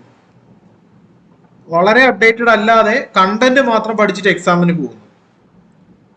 വളരെ ശോചനീയമായിരിക്കും ആ ഒരു അവസ്ഥ എന്ന് പറയുന്നത്. കാര്യം ആ ഒരു ഓപ്ഷൻ ചൂസ് ചെയ്ത് കാരണം അവർ എക്സാമിന് തോറ്റു. അപ്പൊ ശരിയായിട്ടുള്ള ഓപ്ഷൻ ചൂസ് ചെയ്തില്ല എന്നുണ്ടെങ്കിൽ നിങ്ങൾ എക്സാമിന് പരാജയപ്പെടും. കാര്യം GSന്റെ 2, 3, 4 1, 2, 3 എന്നുള്ള പേപ്പേഴ്സ് കുറച്ച് ടഫർ തന്നെയാണ്. എസ്പെഷ്യലി 2 and 3 കുറച്ച് ടഫർ തന്നെയാണ്. ചിലപ്പോൾ നിങ്ങൾ ഈ നേരത്തെ പറഞ്ഞ 90 സ്കോർ വരണമെന്ന് നിർബന്ധമില്ല, 75, 80 ഒക്കെ ആകാം. 10 മാർക്ക് പോയി കഴിഞ്ഞാൽ അവിടെ കാര്യം തീർന്നു. അപ്പോൾ ഫലപ്രദമായിട്ട് അല്ലെങ്കിൽ വളരെ വൈസായിട്ട് നിങ്ങൾക്ക് ഇവിടെ ഓപ്ഷണൽ ചൂസ് ചെയ്തുകൊണ്ട് നിങ്ങളുടെ വിജയം അല്ലെങ്കിൽ നിങ്ങളുടെ കട്ട് ഓഫിന് മുകളിൽ പോകുന്നു ഉറപ്പിക്കാനായിട്ട് പറ്റും. അപ്പൊ ഞങ്ങളുടെ സൈഡിൽ ഒരുപാട് പേര് ചോദിക്കാറുണ്ട് കുറച്ച് ഓപ്ഷൻ സെലക്ട് ചെയ്ത് പറയുമെന്ന്. അതിനുള്ള കാരണങ്ങൾ കൂടി പറയാം. അതിനു മുമ്പായിട്ട് ഓപ്ഷൻ സബ്ജക്ട് സെലക്ട് ചെയ്യുന്ന കുറച്ച് ക്രൈറ്റീരിയാസ് കൂടി പറയാം. എല്ലാത്തിനും പറഞ്ഞ് ബോറടിപ്പിക്കുന്ന പോലെ സിലബസ് നോക്കുക, പ്രീവിയസ് ഇയർ ക്വസ്റ്റ്യൻ പേപ്പേഴ്സ് നോക്കുക. ഇത് തന്നെയാണ് ആദ്യത്തെ 2 കാര്യങ്ങൾ. ബാക്കി വരുന്ന 3 കാര്യങ്ങളിൽ ആദ്യത്തത് നിങ്ങളുടെ individual taste, availability of materials, mentor. നിങ്ങൾക്ക് കൃത്യമായിട്ട് ഒരു സബ്ജക്റ്റില് ഒരു ധാരണ ഉണ്ടായിരിക്കണം, അല്ലെങ്കിൽ ആ ഒരു സബ്ജക്റ്റിനെ പറ്റി ഒരു ഇഷ്ടം ഉണ്ടായിരിക്കണം. ഇപ്പൊ നിങ്ങൾ നോക്കുകയാണ് ഒരു സബ്ജക്ട്, പർട്ടിക്കുലർ സബ്ജക്ട് ABC എന്ന് പറയുന്ന സബ്ജക്ട്, അതിന്റെ സിലബസ് കണ്ടു, നിങ്ങൾക്ക് ഫാമിലിയർ ആണ്, പ്രീവിയസ് ഇയേഴ്സ് ക്വസ്റ്റ്യൻ പേപ്പേഴ്സ് കണ്ടു, നിങ്ങൾക്ക് ഫാമിലിയർ ആണ്. പക്ഷെ നിങ്ങൾക്ക് ആ ഒരു സബ്ജക്റ്റിനോട് ഒരു അഭിരുചി ഇല്ല എന്നുണ്ടെങ്കിൽ അങ്ങനെ ഒരു സബ്ജക്ട് ചൂസ് ചെയ്യാണ്ടിരിക്കുക. ഈവൻ അതൊരു വിന്നിങ് സബ്ജക്ട് ആണ് എങ്കിലും, അല്ലെങ്കിൽ സ്കോറിംഗ് സബ്ജക്ട് ആണെങ്കിലും അത് ചൂസ് ചെയ്യാണ്ടിരിക്കുക. കാരണം നിങ്ങൾക്ക് നിങ്ങളുടെ ഒരു ബെസ്റ്റ് അവിടെ കൊടുക്കാനായിട്ട് സാധിക്കില്ല. ഓക്കെ, ആദ്യത്തെ 3 ക്രൈറ്റീരിയാസ് സാറ്റിസ്ഫൈ ചെയ്യുന്ന സമയത്ത് അവൈലബിലിറ്റി ഓഫ് മെറ്റീരിയൽ നോക്കുക. ചിലെങ്കിലൊക്കെ സൈക്കോളജിയുടെ കാര്യം പറയാറുണ്ട്. ഈ സൈക്കോളജി പോലുള്ള സബ്ജക്റ്റ് അല്ലെങ്കിൽ മാത്തമാറ്റിക്സ്, കെമിസ്ട്രി, ഫിസിക്സ് പോലുള്ള സബ്ജക്റ്റുകൾ, മാത്സിനെ കുറ്റം പറയുന്നതല്ല, ഞാൻ മാത്സ് ബാക്ക്ഗ്രൗണ്ടിൽ നിന്ന് ഒരാളാണ്, ബട്ട് എൻ്റെ വിഷയം മാത്സ് അല്ല. അതിന് കാരണം എന്ന് പറയുന്നത് മാത്തമാറ്റിക്സിന്റെ ചില ബുക്കുകളെങ്കിലും അല്ലെങ്കിൽ റിസോഴ്സ് എങ്കിലും സമയത്ത് അല്ലെങ്കിൽ എന്താണ് കൃത്യമായിട്ടുള്ള മെറ്റീരിയൽസിന്റെ അവൈലബിലിറ്റി കുറവാണ്. അപ്പൊ ഏറ്റവും കൂടുതൽ ആസ്പിറൻസ് ചൂസ് ചെയ്ത് പോകുന്ന മെറ്റീരിയൽസ് അത്ര കണ്ട് അവൈലബിൾ ആയിരിക്കും. ഫോർ എക്സാമ്പിൾ നമ്മൾ പൊളിറ്റിക്കൽ സയൻസ് അല്ലെങ്കിൽ പബ്ലിക് അഡ്മിനിസ്ട്രേഷൻ, പബാഡ് എന്ന് വിളിക്കും, സോഷ്യോളജി, അപ്പൊ ഇതിന്റെയൊക്കെ ബുക്കുകൾ എല്ലായിടത്തും അവൈലബിൾ ആണ്. അതുപോലെ വൈഡ്ലി മെറ്റീരിയൽ അവൈലബിൾ ആയിട്ടുള്ള സബ്ജക്റ്റ് തന്നെ എടുക്കുക. കാര്യം നിങ്ങൾ ഇപ്പോൾ പ്രിലിംസ് കഴിഞ്ഞിട്ടായിരിക്കും ചിലപ്പോൾ 2-3 ടോപ്പിക്സ് തീർക്കാനായിരിക്കും. അപ്പോൾ അതിന്റെ സബ്ജക്റ്റിന്റെ മെറ്റീരിയൽ നിങ്ങൾക്ക് അവൈലബിൾ അല്ല എന്നുണ്ടെങ്കിൽ നിങ്ങൾ അവിടെ പെട്ടുപോകും. പിന്നീട് ആ സബ്ജക്റ്റ് മാറ്റാനായിട്ട് സാധിക്കത്തില്ല. പിന്നെ ഓപ്ഷണൽ എടുക്കുമ്പോഴുള്ള റൂൾ നമ്പർ 1 ഡിസൈഡ് ചെയ്ത് കഴിഞ്ഞാൽ പിന്നെ ഓപ്ഷൻ മാറ്റരുത്, ആ പഠിച്ച സമയം വേസ്റ്റ് ആണ്. ഓക്കെ, അപ്പോൾ അത് മനസ്സിൽ വെച്ചുകൊണ്ട് ഒരു ഓപ്ഷണൽ സബ്ജക്ട് ചൂസ് ചെയ്യുക. അവൈലബിലിറ്റി ഓഫ് മെറ്റീരിയൽ വളരെ വളരെ വളരെ ഇമ്പോർട്ടൻ്റ് ആണ്. മേ ബി ഓപ്ഷൻ ചൂസ് ചെയ്യുന്നതിൽ ഏറ്റവും ഇമ്പോർട്ടൻ്റ് ഏതെന്ന് ചോദിച്ചു കഴിഞ്ഞാൽ അവൈലബിലിറ്റി ഓഫ് മെറ്റീരിയൽ തന്നെയാണ്. പിന്നെ 5ാമതുള്ള ഒരു കണ്ടന്റ് എന്ന് പറയുന്നത് മെന്റർ ആണ്. മെന്റർ എന്ന് പറഞ്ഞാൽ ഒരു അപ് ടു ആൻ എക്സ്റ്റെന്റ് കഴിഞ്ഞു നിങ്ങളുടെ ഒരു റൈറ്റിംഗ് പ്രാക്ടീസ് അല്ലെങ്കിൽ നിങ്ങളുടെ ഒരു പ്രോപ്പർ റിവ്യൂസ് നിങ്ങൾക്ക് എടുക്കാനായിട്ട് അല്ലെങ്കിൽ ഒരു മോക്ക് എക്സാം എഴുതിയിട്ട് നിങ്ങൾക്ക് അതിൻ്റെ ഒരു റിവ്യൂ തരാനായിട്ട് ഒരാൾ വേണം. അത് ഒരു പ്ലാൻ എയോ ബിയോ സിയോ ഒക്കെ നിങ്ങളുടെ കയ്യിൽ ഉണ്ടായിരിക്കണം. അപ്പൊ അതിന് വേണ്ടിയിട്ട് ഒരു മെന്ററെ ചൂസ് ചെയ്ത് വയ്ക്കേണ്ടത് വളരെ അത്യാവശ്യമായിട്ടുള്ള കാര്യമാണ്. നിങ്ങൾ ഏത് സബ്ജക്ട് ചൂസ് ചെയ്താലും, മേ ബി ആന്ത്രോപോളജി അല്ലെങ്കിൽ എന്താണ് ലിറ്ററേച്ചർ ഓഫ് മൈഥിലി, കന്നഡ, ഏത് ചൂസ് ചെയ്താലും പ്രോബ്ലം ഇല്ല. അൾട്ടിമേറ്റ്ലി നിങ്ങൾ ഈ പറയുന്ന 5 കാര്യങ്ങൾ, നിങ്ങൾ സിലബസ് അറിഞ്ഞിരിക്കണം, പ്രീവിയസ് ഇയർ ക്വസ്റ്റ്യൻ പേപ്പേഴ്സ് കണ്ടിരിക്കണം. ക്വസ്റ്റ്യൻ പേപ്പേഴ്സ് കാണാൻ മീൻസ് ഒരു 10-15 കൊല്ലത്തെ ക്വസ്റ്റ്യൻ പേപ്പേഴ്സ് എങ്കിലും നിങ്ങൾ കണ്ടിരിക്കണം. നിങ്ങൾക്ക് ആ സബ്ജക്റ്റിൽ ഒരു ഇൻട്രസ്റ്റ് ഉണ്ടായിരിക്കണം, അവൈലബിലിറ്റി ഓഫ് മെറ്റീരിയൽ ഉണ്ടായിരിക്കണം, മെന്റർ ഉണ്ടായിരിക്കണം. ഓക്കെ, പലരും ചോദിക്കുന്ന ഒരു ചോദ്യത്തിന്റെ ഉത്തരം കൂടി പറയാം. ഞങ്ങൾ ഏറ്റവും കൂടുതൽ പ്രൊമോട്ട് ചെയ്യുന്ന 6 സബ്ജക്റ്റുകൾ. ആന്ത്രോപോളജി, കാര്യം സബ്ജക്ട് വളരെ ലിമിറ്റഡ് ആണ്, ക്വസ്റ്റ്യൻസ് വിൽ റിപ്പീറ്റ്, പെട്ടെന്ന് പഠിച്ചു തീർക്കാനും കൂടുതൽ റിവിഷൻ ചെയ്യാനും പറ്റും. So top priority. പക്ഷെ ഇത് മോസ്റ്റ്ലി ഇതിന്റെ മെറ്റീരിയൽ കാര്യങ്ങളൊക്കെ നിങ്ങൾ ഡൽഹി ആക്സസ് ചെയ്ത് പഠിക്കുന്നതായിരിക്കും എപ്പോഴും നല്ലത്. ആൻഡ് സെക്കൻഡ് ഓപ്ഷൻ പറയുന്ന ലിറ്ററേച്ചർ, ഞങ്ങൾ പറയുന്നത് മലയാളം. കാര്യം മലയാളം, കന്നഡ, ഗുജറാത്തി, മൈഥിലി തുടങ്ങിയ ലാംഗ്വേജുകൾ വളരെ സിമ്പിൾ ആണ്, കുറച്ചേ ഉള്ളൂ സബ്ജക്ട് എന്ന് പറയുന്നത്. ചില സബ്ജക്റ്റുകൾ ഹിന്ദി, തമിഴ്, ബംഗാളി വളരെ വാസ്റ്റ് ആണ്. പക്ഷെ ഞാൻ പറഞ്ഞ പോലെ കന്നഡ, മലയാളം പോലുള്ള സബ്ജക്റ്റുകൾ വളരെ ചുരുക്കമാണ്. ഇത് കുറച്ചേ ഉള്ളൂ, പെട്ടെന്ന് പഠിച്ചു തീർക്കാനായിട്ട് പറ്റും. ലിമിറ്റഡ് ആണ്, ക്വസ്റ്റ്യൻസ് റിപ്പീറ്റ് ചെയ്യില്ല, ബട്ട് ടോപ്പിക്സ് റിപ്പീറ്റ് ചെയ്യും. സംശയം ഉണ്ടെങ്കിൽ കഴിഞ്ഞ ഒരു 15 വർഷത്തെ മലയാളം ക്വസ്റ്റ്യൻ പേപ്പേഴ്സ് കളക്ട് ചെയ്തിട്ട് നോക്കൂ. AR രാജരാജവർമ്മയുടെ 6 നയങ്ങൾ റിപ്പീറ്റ് ചെയ്യാത്ത വർഷങ്ങൾ വിരളിൽ എണ്ണാവുന്നതാണ്. സിമ്പിൾ, അത്രയ്ക്ക് ഓപ്പൺ ആണ് ക്വസ്റ്റ്യൻ. ഓക്കെ, അപ്പൊ ക്വസ്റ്റ്യൻ കണ്ടന്റ് നിങ്ങൾക്ക് പഠിക്കാം. ടോപ്പിക് എന്ന് പറയുന്നത് നിങ്ങൾക്ക് ആൾറെഡി അവൈലബിൾ ആണ്. ഇന്ദുലേഖയുടെ പശ്ചാത്തലം കാര്യങ്ങൾ അവൈലബിൾ ആണ് നിങ്ങളുടെ കയ്യിൽ. ഖസാക്കിലെ ബിംബങ്ങൾ ക്വസ്റ്റ്യൻ അവൈലബിൾ ആണ്, ടോപ്പിക് അവൈലബിൾ ആണ്, യു ജസ്റ്റ് സ്റ്റഡി ഇറ്റ്. അത്രയ്ക്ക് ഓപ്പൺ ആണ് കാര്യങ്ങൾ. സോ അതുകൊണ്ട് മലയാളം റെക്കമെൻഡ് ചെയ്യുന്നു. ആൻഡ് മലയാളത്തിൽ കോഴ്സ് ചെയ്യാൻ താല്പര്യമുണ്ടെങ്കിൽ, ഓപ്ഷണൽ സബ്ജക്റ്റിന്റെ കോഴ്സ് ചെയ്യാൻ താല്പര്യം ഉണ്ടെന്നുണ്ടെങ്കിൽ ഞങ്ങൾ മലയാളം കോഴ്സ് എടുക്കുന്നുണ്ട്. 2021ലേക്കും 2022ലേക്കുമുള്ള കോഴ്സ് ഓപ്പൺ ആണ്. വീഡിയോ ക്ലാസ്സുകളാണ്, ടെസ്റ്റ് സീരീസ് അതിന്റെ കൂടെ, ടെസ്റ്റ് സീരീസ് എന്ന് പറയാൻ പറ്റില്ല, മോക്ക് ടെസ്റ്റ് അവൈലബിൾ ആണ്, റൈറ്റിംഗ് പ്രാക്ടീസ് അവൈലബിൾ ആണ്. ആൻഡ് പുതിയ പാറ്റേൺ അനുസരിച്ചുള്ള ക്ലാസ്സുകളാണ് കൊണ്ടുപോകുന്നത്. 2016 മുതൽ ഒരു പാറ്റേൺ ഷിഫ്റ്റ് ഉണ്ട്. മലയാളത്തിന് മാത്രമല്ല എല്ലാ വിഷയങ്ങൾക്കും ഒരു പാറ്റേൺ ഷിഫ്റ്റ് ഉണ്ട്. ആ ഒരു പാറ്റേൺ ഷിഫ്റ്റ് അറിഞ്ഞുകൊണ്ട് തന്നെയാണ് അതിന്റെ ഒരു പുതിയ പഠന രീതി അവലംബിച്ചിട്ടുള്ളത്. സോ മലയാളം ക്ലാസ്സുകൾ വേണമെന്നുള്ളവര് ഞങ്ങളെ കോൺടാക്ട് ചെയ്യുക. 3ാമത് പറയുന്ന സബ്ജക്ട് എന്ന് പറയുന്നത് സോഷ്യോളജി. സോഷ്യോളജി എന്ന് പറയുന്ന സബ്ജക്ട് മലയാളം പഠിക്കുന്നതിന്റെ ഏകദേശം അല്ലെങ്കിൽ ആന്ത്രോപോളജി പഠിക്കുന്നതിന്റെ ഏകദേശം 2 ഇരട്ടിയോളം സമയം എടുക്കും. എന്നിട്ടും എന്തുകൊണ്ട് സോഷ്യോളജി പറഞ്ഞു എന്ന് ചോദിച്ചു കഴിഞ്ഞാൽ, സോഷ്യോളജി സബ്ജക്ട് കുറച്ചും കൂടിയൊക്കെ വായിച്ചാൽ നിങ്ങൾക്ക് മനസ്സിലാവുന്ന ഒരു സബ്ജക്റ്റ് ആണ്. മേ ബി ടോപ്പിക് ഇത്തിരി വാസ്റ്റ് ആണ്, പക്ഷെ അണ്ടർസ്റ്റാൻഡ് ചെയ്യാൻ പറ്റും. ക്വസ്റ്റ്യൻസോ ടോപ്പിക്കോ ഒന്നും റിപ്പീറ്റ് ചെയ്യില്ല, ബട്ട് സ്റ്റിൽ നിങ്ങൾക്ക് ആൻസർ എഴുതാൻ പറ്റും, ടോപ്പിക്ക് കംപ്ലീറ്റ് ചെയ്യാൻ പറ്റും, റിവിഷൻ ചെയ്യാൻ പറ്റും. It is possible. അതുകൊണ്ട് സോഷ്യോളജി പറയുന്നു. 4 പബ്ലിക് അഡ്മിനിസ്ട്രേഷൻ, നമ്മൾ പബാഡ് എന്ന് നോർമലി വിളിക്കുന്ന ഒരു സബ്ജക്റ്റ് ആണ്. ഈ സോഷ്യോളജി എന്ന് പറയുന്ന സബ്ജക്ട് ഒരു സ്കോറിംഗ് സബ്ജക്ട് കൂടി ആയതുകൊണ്ടാണ് പറഞ്ഞത്. And limited also. ഇവിടെ പബാഡും സ്കോറിംഗ് സബ്ജക്റ്റ് ആണ്, ലിമിറ്റഡ് ആണ്, നമുക്ക് പഠിച്ചു തീർക്കാൻ പറ്റും. ഏകദേശം സോഷ്യോളജിയും പബാഡും ഒക്കെ പഠിച്ചെടുക്കുന്ന ഏകദേശം ഒരേ സമയമാണ് എടുക്കുന്നത്. ഏകദേശം മലയാളം പഠിച്ചെടുക്കുന്നതിന്റെ ഇരട്ടിയോളം സമയം എടുക്കും കണ്ടന്റ് പഠിച്ചെടുക്കാനും പറ്റും. ആൻഡ് ഈ രണ്ട് സബ്ജക്റ്റും നമുക്ക് മലയാളത്തിലും ഒക്കെ മെറ്റീരിയൽ കിട്ടും. സോറി, പബാഡ് കിട്ടില്ല, സോഷ്യോളജി കിട്ടും. പബാഡ് ചില ബുക്കുകളൊക്കെ മലയാളത്തിലും അവൈലബിൾ ആണ്. 5th one and 6th one botany and zoology.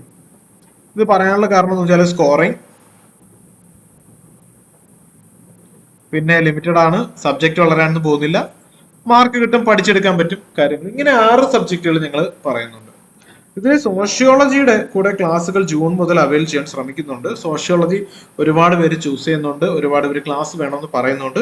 May be June മുതലെങ്കിലും ഇതിന്റെ ക്ലാസ്സുകൾ 2022 അവൈൽ ചെയ്യാനായിട്ട് ശ്രമിക്കാം. ആൻഡ് മലയാളം നമുക്ക് 2021 ബാച്ചസ് ഉണ്ട്, 2022 ബാച്ചും നമ്മളിപ്പോൾ സ്റ്റാർട്ട് ചെയ്തിട്ടുണ്ട്. അപ്പൊ അതിനെപ്പറ്റിയുള്ള കൂടുതൽ ഡീറ്റെയിൽ നിങ്ങൾ നിങ്ങളുടെ വാട്സാപ്പ് നമ്പറിൽ കോൺടാക്ട് ചെയ്യുക, അല്ലെങ്കിൽ ജസ്റ്റ് ഡയറക്റ്റ് ഒന്ന് കോൾ ചെയ്യാം. ഓക്കെ.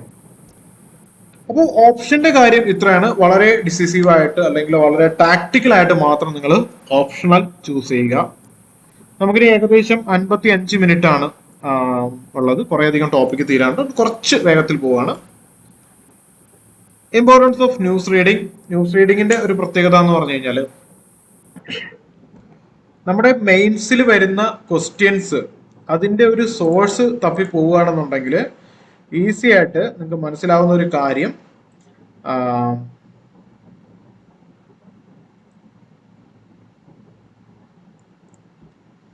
ഓക്കെ ഈസി ആയിട്ട് നിങ്ങൾക്ക് മനസ്സിലാവുന്ന ഒരു കാര്യം നിങ്ങളുടെ ക്വസ്റ്റ്യന്റെ ടോപ്പിക്കുകൾ ന്യൂസ് റീഡിംഗ് ചെയ്യുന്നത് വഴി നിങ്ങൾക്ക് അവൈൽ ചെയ്ത് കിട്ടും. എസ്പെഷ്യലി എഡിറ്റോറിയൽ പോലുള്ളത്. അതിൽ ഏറ്റവും നല്ല ഒരു ഉദാഹരണമാണ് GST കോമ്പൻസേഷന്റെ ക്വസ്റ്റ്യൻ വരുമെന്ന് പ്രഡിക്റ്റ് ചെയ്തും ഒരുപാട് പേര് 2020 മെയിൻസ് എക്സാമിന് അത് വളരെ സുന്ദരമായിട്ട് എഴുതാൻ പറ്റിയത്. കോവിഡിന്റെ ക്വസ്റ്റ്യൻസ് 3 ഭാഗത്തും ചോദിച്ചു. അത് GS 1-ലും 2-ലും 3-ലും ചോദിച്ചു. 3 ഭാഗത്ത് 3 തരത്തില്. സോഷ്യൽ ഡിവൈഡിനെ പറ്റിയുള്ള ചോദ്യങ്ങൾ ഉണ്ടായിരുന്നു, എഡ്യൂക്കേഷൻ റിലേറ്റഡ് ചോദ്യം ഉണ്ടായിരുന്നു. അപ്പൊ ഇതൊക്കെ തന്നെ എക്സ്പെക്റ്റഡ് ആയിട്ടുള്ള ക്വസ്റ്റ്യൻസ് അല്ലെങ്കിൽ എക്സ്പെക്റ്റഡ് ആയിട്ട് വരും എന്ന് വിചാരിച്ചിട്ട് കറണ്ട് അഫയേഴ്സ് അല്ലെങ്കിൽ ന്യൂസിൽ നിന്ന് പഠിച്ചെടുക്കുന്ന കാര്യങ്ങൾ. ഇനി ന്യൂസ് റീഡിംഗ് വഴി നമുക്ക് ഈ ഒരു കറണ്ട് നാഷണൽ ട്രെൻഡ് എന്താണ് കൂടി മനസ്സിലാക്കാം. ഇപ്പോൾ അറ്റ് പ്രസന്റ് ഇരിക്കുന്ന ഇഷ്യൂസ്, ഇപ്പൊ കഴിഞ്ഞ വീക്സ് നോക്കുകയാണെന്നുണ്ടെങ്കിൽ പേഴ്സണൽ ലിബർട്ടി വളരെയധികം എഡിറ്റോറിയൽ ആർട്ടിക്കിൾ ചർച്ച ചെയ്ത ഒരു കാര്യമാണ്. ഇപ്പോ നോക്കുകയാണെന്നുണ്ടെങ്കിൽ ബൈഡൻ അഡ്മിനിസ്ട്രേഷനിൽ വരുന്ന കാര്യങ്ങൾ, ചൈന ട്രേഡുമായിട്ട് റിലേറ്റ് ചെയ്ത കാര്യങ്ങൾ, US ചൈന ട്രേഡ്, അവർ തമ്മിലുള്ള അടിപിടി, മ്യാൻമാറിൽ നോക്കുകയാണെന്നുണ്ടെങ്കിൽ അവിടുത്തെ മിലിറ്ററി കൂപ്പ്, ഇതൊക്കെ നമ്മൾ അറിഞ്ഞിരിക്കേണ്ട കാര്യങ്ങളാണ്. കാര്യം ഇതിങ്ങനെയാണ് മനസ്സിലാക്കിയെടുക്കണം. മ്യാൻമാറിൽ മിലിറ്ററി കൂപ്പ് നടക്കുമ്പോൾ അതൊരു എന്താണ്, മുമ്പ് ഒരു മിലിറ്ററി ഭരണം ഉണ്ടായിരുന്ന ഒരു ഭാഗമായിരുന്നു, സ്ഥലമായിരുന്നു. പിന്നത് ഡെമോക്രസിയിലോട്ട് വന്നു, ദെൻ ബാക്ക് ടു മിലിറ്ററി കൂപ്പ്. അപ്പോൾ ഇന്ത്യയുടെ നൈബേഴ്സിൽ നടക്കുന്ന കാര്യങ്ങൾ നമ്മളെ എന്തെല്ലാം രീതിയിൽ അത് ബാധിക്കാം. നമ്മുടെ നയതന്ത്ര ബന്ധങ്ങൾ, വ്യാപാര ബന്ധങ്ങളുണ്ട്, political, economic relation, culture relation, ഇതൊക്കെ നമ്മുടെ GS 2-ല് IR-ന്റെ ഭാഗത്ത് പഠിക്കേണ്ടതാണ്. അവിടെ വ്യക്തമായിട്ട് പറഞ്ഞിട്ടുണ്ട് ഇന്ത്യ ആൻഡ് ഇറ്റ്സ് നൈബേഴ്സ്, വ്യക്തമാണ്, നമ്മുടെ സിലബസ് ആണ്. അപ്പൊ ഇതുപോലുള്ള ന്യൂസ് കാണുമ്പോൾ അവിടെ ഉള്ള ഇഷ്യൂസിൽ UN നിലപാട് എന്താണ്, മേ ബി ഇന്ത്യൻ പ്രതിനിധി പോയി കഴിഞ്ഞാൽ അവിടെ എന്ത് നിലപാടായിരിക്കും, മനസ്സിലായില്ലേ? ഇതൊക്കെ നമുക്ക് അനലൈസ് ചെയ്ത് തന്നെ വെക്കണം. ഇതൊക്കെ നമുക്ക് ഇന്റർവ്യൂവിൽ യൂസ് ചെയ്യും, അതുപോലെ നമുക്ക് മെയിൻസ് എക്സാം എഴുതുമ്പോൾ യൂസ് ചെയ്യാം. ഇനി അതല്ല എസ്സേ എഴുതുന്ന സമയത്തൊക്കെ നമുക്ക് നല്ല നല്ല പോയിന്റ്സ് യൂസ് ചെയ്യാനായിട്ട് പറ്റും. കണ്ടിന്യൂസ് ആയിട്ട് വായിക്കുമ്പോൾ ചില എഡിറ്റോറിയൽ, ഫോർ എക്സാമ്പിൾ ഇപ്പോൾ എന്താണ് US റിലേഷനുമായിട്ട് ഏറ്റവും നന്നായിട്ട് ആർട്ടിക്കിൾ എഴുതുന്ന സുഹാസിനി ഹൈദറാണ്, അപ്പോൾ രമേശ് നാരായണൻ. ഈ ഒരു ഓതറിന്റെ പേര് അല്ലെങ്കിൽ ആ ഒരു ആർട്ടിക്കിൾ എഴുതിയിട്ടുള്ള എഡിറ്റോറിയൽ എഴുതിയിട്ടുള്ള ആളിന്റെ പേര് കാണുമ്പോൾ തന്നെ ഇത് ഏതറ്റം വരെ ക്രിട്ടിക് പോകുമെന്ന് നമുക്ക് മനസ്സിലാവും. അതിനകത്ത് സ്ഥിരമായിട്ട് അതിൻ്റെ ഒരു വായന ഉണ്ടായിരിക്കണം. അപ്പോൾ ന്യൂസ് റീഡിംഗ് വളരെ ഇമ്പോർട്ടൻ്റ് ആണ്. മാത്രമല്ല 2020 പ്രിലിംസ് വന്ന സമയത്ത് നമ്മൾ സ്പോട്ട് ചെയ്തിട്ടുണ്ട്, കുറേ ക്വസ്റ്റ്യൻസ് സ്പോട്ട് ചെയ്തിട്ടുണ്ട്. Especially environment and technology, geography ഭാഗത്ത് വന്ന മിക്കവാറും ക്വസ്റ്റ്യൻസ് എല്ലാം തന്നെ ആ ഒരു 2-3 മാസം കറണ്ട് അഫയേഴ്സിൽ വന്ന കാര്യങ്ങൾ. ഫോർ എക്സാമ്പിൾ ആ നുബ്ര വാലിയുടെ ക്വസ്റ്റ്യൻസ് പോയെന്ന് റെഫർ ചെയ്ത് നോക്കൂ. അല്ലെങ്കിൽ എന്താണ് ബാരാസിംഘ, ബാരാസിംഗെ പറ്റിയുള്ള എൻവയോൺമെന്റ് ക്വസ്റ്റ്യൻസ് ഇതെല്ലാം തന്നെ പ്രഡിക്റ്റഡ് ക്വസ്റ്റ്യൻസ് ആയിരുന്നു. കാര്യം മാർച്ചിൽ എൻവയോൺമെന്റിന്റെ ഭാഗത്ത് ഒരു മാസത്തോളം ആ ഒരു ന്യൂസ് ഉണ്ടായിരുന്നു. ഓഫ് അത് ക്വസ്റ്റ്യനിലും വന്നു. കാര്യം അത് അത്രയും പ്രഡിക്റ്റബിൾ ആണ്. അങ്ങനെയുള്ള ക്വസ്റ്റ്യൻസ് ടോപ്പിക് പ്രഡിക്റ്റബിൾ ആണ്. സംഭവം നമ്മൾ അത് വായിച്ചിരുന്നു കഴിഞ്ഞാൽ നമുക്ക് കുറെയൊക്കെ എലിമിനേഷൻ ചെയ്യാനായിട്ട് സാധിക്കും. ഇനി അടുത്ത് വളരെ ഇമ്പോർട്ടന്റ് ആയിട്ടുള്ള ഒരു 5 എലമെന്റ്സ് ഓഫ് സക്സസ് ലേണിംഗ്. ഈ ഒരു സക്സസ് ലേണിംഗ് എന്ന് പറയുമ്പോൾ നമ്മുടെ കോമ്പറ്റേറ്റീവ് എക്സാംസിന് എങ്ങനെ അത് ബാധകമാവുന്നു എന്ന് മാത്രമേ പറയുന്നുള്ളൂ. കോമ്പറ്റേറ്റീവ് എക്സാംസ് അല്ല സക്സസ് ലേണിംഗിന് ഇങ്ങനെ 5 എലമെന്റ്സ് മാത്രമേ ഉള്ളൂ എന്ന് പറയുന്നത് അബദ്ധമാണ്. നമ്മുടെ പഠനത്തിന് അല്ലെങ്കിൽ നമ്മുടെ കോമ്പറ്റേറ്റീവ് എക്സാംസിന് വേണ്ടുന്ന കുറച്ച് കാര്യങ്ങൾ. ആദ്യത്തത് ജി, ഇറ്റ്സ് കോൾഡ് ഗൈഡൻസ്. ഈ ഗൈഡൻസ് എന്ന് പറയുന്നത് നമ്മൾ ഏത് റിസോഴ്സ് വായിക്കണം, ഏത് ബുക്ക് വായിക്കണം, ഏത് ന്യൂസ് പേപ്പർ നമുക്ക് ചൂസ് ചെയ്യാം, അല്ലെങ്കിൽ ഏത് ബുക്ക് നമുക്ക് അവോയ്ഡ് ചെയ്യാം, ഓരോ വിഷയത്തിനും നമുക്ക് എന്താണ് മെറ്റീരിയൽ ചൂസ് ചെയ്യേണ്ട, അല്ലെങ്കിൽ മാഗസിൻ ചൂസ് ചെയ്യേണ്ട. സോ ഇതെല്ലാം പറഞ്ഞു കൊടുക്കുന്ന അല്ലെങ്കിൽ ആ കിട്ടുന്ന അറിവ് അതൊരു ഗൈഡൻസിന്റെ ഭാഗമായിട്ടായിരിക്കും. മേ ബി നിങ്ങൾ ചിലരെങ്കിലും നമ്മുടെ ആ ഒരു യൂട്യൂബ് ചാനലും ചോദിക്കാറുണ്ട്, അല്ലെങ്കിൽ നമ്മളോട് ചോദിക്കാറുണ്ട് ഡയറക്റ്റ് ആയിട്ട്. ഇനിയല്ല വേറെ അക്കാദമീസിൽ ചോദിക്കുന്നവരുണ്ട്. സീനിയർ ആയിട്ട് പഠിച്ച അല്ലെങ്കിൽ മുമ്പ് സിവിൽ സർവീസ് എക്സാം പ്രിപ്പയർ ചെയ്ത ഒരാളിനോട് ഗൈഡൻസ് ചോദിക്കുന്നവരുണ്ട്. ഇതൊന്നും അല്ലാതെ ഏതെങ്കിലും ബ്ലോഗ് തപ്പിയിട്ട്, ഒരു ടോപ്പിന്റെ ബ്ലോഗ് തപ്പിയിട്ട് പുള്ളി ഫോളോ ചെയ്ത ഒരു രീതി അവലംബിക്കുന്നുണ്ട്. ഇതെല്ലാം ഗൈഡൻസിന്റെ ഭാഗം തന്നെയാണ്. അപ്പോൾ ഒരു ഗൈഡൻസ് നിങ്ങൾക്ക് പ്രോപ്പർ ആയിട്ടുണ്ടായിരിക്കണം. It should be proper. കാര്യം എന്ന് പറഞ്ഞാൽ എനി മിസ്ലീഡിങ് ഇൻഫർമേഷൻ നിങ്ങൾക്ക് ടൈം വേസ്റ്റ് ആണ്. ടൈം എന്ന് പറഞ്ഞാൽ വളരെ വാലിഡ് ആയിട്ടുള്ള ഒരു കാര്യമാണ്. ഒരു 1000 രൂപയോ 10,000 രൂപയോ നിങ്ങളുടെ കയ്യിൽ നിന്ന് നഷ്ടപ്പെട്ടു പോയി കഴിഞ്ഞാൽ നിങ്ങൾക്ക് അത് വീണ്ടും എടുക്കാനായിട്ട് സാധിക്കും, നിങ്ങൾക്കത് വീണ്ടും ഉണ്ടാക്കാനായിട്ട് സാധിക്കും. It is possible. പക്ഷേ സമയം എന്ന് പറയുന്നത് ഒരു ദിവസമാവട്ടെ, മണിക്കൂറാവട്ടെ, ഒരു മില്ലി സെക്കൻഡ് ആവട്ടെ നിങ്ങൾക്ക് റീക്രിയേറ്റ് ചെയ്യാൻ സാധിക്കില്ല. So proper use of time എന്ന് പറയുന്നത് സിവിൽ സർവീസ് എക്സാമിനേഷനെ സംബന്ധിച്ചിടത്തോളം വളരെ വലിയൊരു കാര്യമാണ്. സെക്കൻഡ് തിങ് എന്ന് പറയുന്നത് നമ്മുടെ സ്റ്റഡിയിൽ നമുക്ക് റീഡിങ് വരും, നോട്ട് മേക്കിംഗ് വരും, റൈറ്റിംഗ് പ്രാക്ടീസ് വരും, ഒക്കെ തന്നെ സ്റ്റഡിയാണ്. അപ്പോൾ ഈ ഒരു സ്റ്റഡി അതും പ്രോപ്പർ ആയിരിക്കണം. അതായത് ഗൈഡൻസിലൂടെ നിങ്ങൾ കളക്ട് ചെയ്യുന്ന മെറ്റീരിയൽസ്, ഫോർ എക്സാമ്പിൾ ഞാൻ പറഞ്ഞു ലക്ഷ്മികാന്ത് എന്ന് പറയുന്ന ഒരു ബുക്ക് പൊളിറ്റിക്ക് നല്ലതാണെന്ന് പറഞ്ഞു. It's a kind of A guidance. നിങ്ങൾ ആ ഒരു ബുക്ക് വാങ്ങിക്കുന്നു, വായിക്കുന്നു, ദാറ്റ്സ് കോൾഡ് സ്റ്റഡി. അപ്പോൾ ഇത് രണ്ടും ജനറൽ ആയിട്ട് സംഭവിക്കുന്ന കാര്യങ്ങളാണ്, എല്ലാവരും ചെയ്യുന്ന കാര്യങ്ങളാണ്. നിങ്ങൾക്ക് മിസ്സായി പോകുന്ന 3 കാര്യങ്ങളാണ് ഈ പറയുന്നത്. അതിൽ ആദ്യത്തേത് അസസ്മെന്റ്. സിവിൽ സർവീസ് എക്സാമിനേഷൻ ഒരു വർഷം പ്രിപ്പയർ ചെയ്യുന്ന കുട്ടികളുടെ എണ്ണത്തെ പറ്റി എന്തെങ്കിലും ഒരു ധാരണയുണ്ടോ? നിങ്ങളുടെ ചാറ്റ് ബോക്സിൽ പറയാം.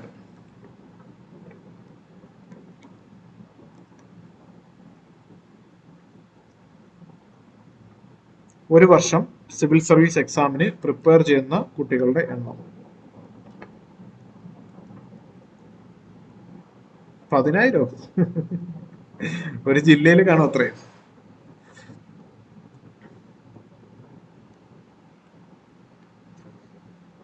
ജോൺ പറഞ്ഞാണ് വളരെ കറക്റ്റ്. 20 ലക്ഷം. 20 ലക്ഷത്തോളം ഉദ്യോഗാർത്ഥികളാണ് ഓരോ വർഷവും സിവിൽ സർവീസ് എക്സാമിന് വേണ്ടി പ്രിപ്പയർ ചെയ്യുന്നത്. അതിന്റെ ഒരു ആംബിയൻസ് മനസ്സിലാവണമെന്നുണ്ടെങ്കിൽ ഡൽഹിയിലെ മുഖർജി നഗർ എന്ന് പറയുന്ന ഒരു സ്ഥലമുണ്ട്. അങ്ങനെയല്ല എന്നുണ്ടെങ്കിൽ രാജേന്ദ്ര നഗർ എന്ന് പറഞ്ഞ സ്ഥലമുണ്ട്. അവിടെ പോയി കഴിഞ്ഞാൽ ഏകദേശം 2 ലക്ഷത്തോളം ആസ്പിരന്റിനെ അവിടെ മാത്രം നമുക്ക് കാണാനായിട്ട് സാധിക്കും. ഏകദേശം 20 ലക്ഷത്തോളം പേര് പ്രിപ്പയർ ചെയ്യുന്നതിൽ 10 ലക്ഷത്തോളം പേര് അപ്ലൈ ചെയ്യും. അതിൽ കൊഴിഞ്ഞു പോകുന്ന ഒരു 40% പേരാണ് അവിടെ. ഒരു 6 ലക്ഷത്തോളം പേര് പ്രിലിംസ് എക്സാം എഴുതും. അതാണ് സാധാരണ പറയുന്ന ഒരു സ്റ്റാറ്റിസ്റ്റിക്സ്. ഇത് ഞാൻ വെറുതെ പറയുന്നതല്ല. ഇന്ത്യൻ എക്സ്പ്രസും ഹിന്ദുവും ഒക്കെ സർവേ നടത്തി പറയുന്ന ഒരു കണ്ടന്റ് ആണ്. ഇപ്പോൾ ഒരു 5 വർഷത്തെ ഡേറ്റ എടുത്തിട്ട് പറഞ്ഞു എന്നേ ഉള്ളൂ. ഏകദേശം 20 ലക്ഷത്തോളം പേരാണ് ഓരോ വർഷവും എക്സാമിന് വേണ്ടി പ്രിപ്പയർ ചെയ്യുന്നത്. ഇനി ഞാൻ പറയുന്ന ഒരു കാര്യം കൂടി ശ്രദ്ധിക്കാം. ഈ 20 ലക്ഷം പേരുടെ കയ്യിലും പൊളിറ്റി പഠിക്കാനായിട്ട് ലക്ഷ്മികാന്ത് എന്ന് പറയുന്ന ഒരു ബുക്ക് ഉണ്ടായിരിക്കും. അല്ലെങ്കിൽ ഈ എക്സാം എഴുതുന്ന 6 ലക്ഷം പേരുടെ കയ്യിലും പൊളിറ്റിയുടെ ലക്ഷ്മികാന്തിന്റെ ബുക്ക് ഉണ്ടായിരിക്കും. അവർ മിക്കവാറും മൾട്ടിപ്പിൾ ടൈംസ് റീഡ് ചെയ്തിട്ടുണ്ടായിരിക്കും.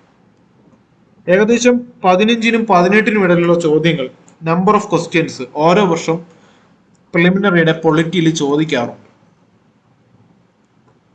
ഒരു ക്വസ്റ്റ്യന് 2 മാർക്കാണ്.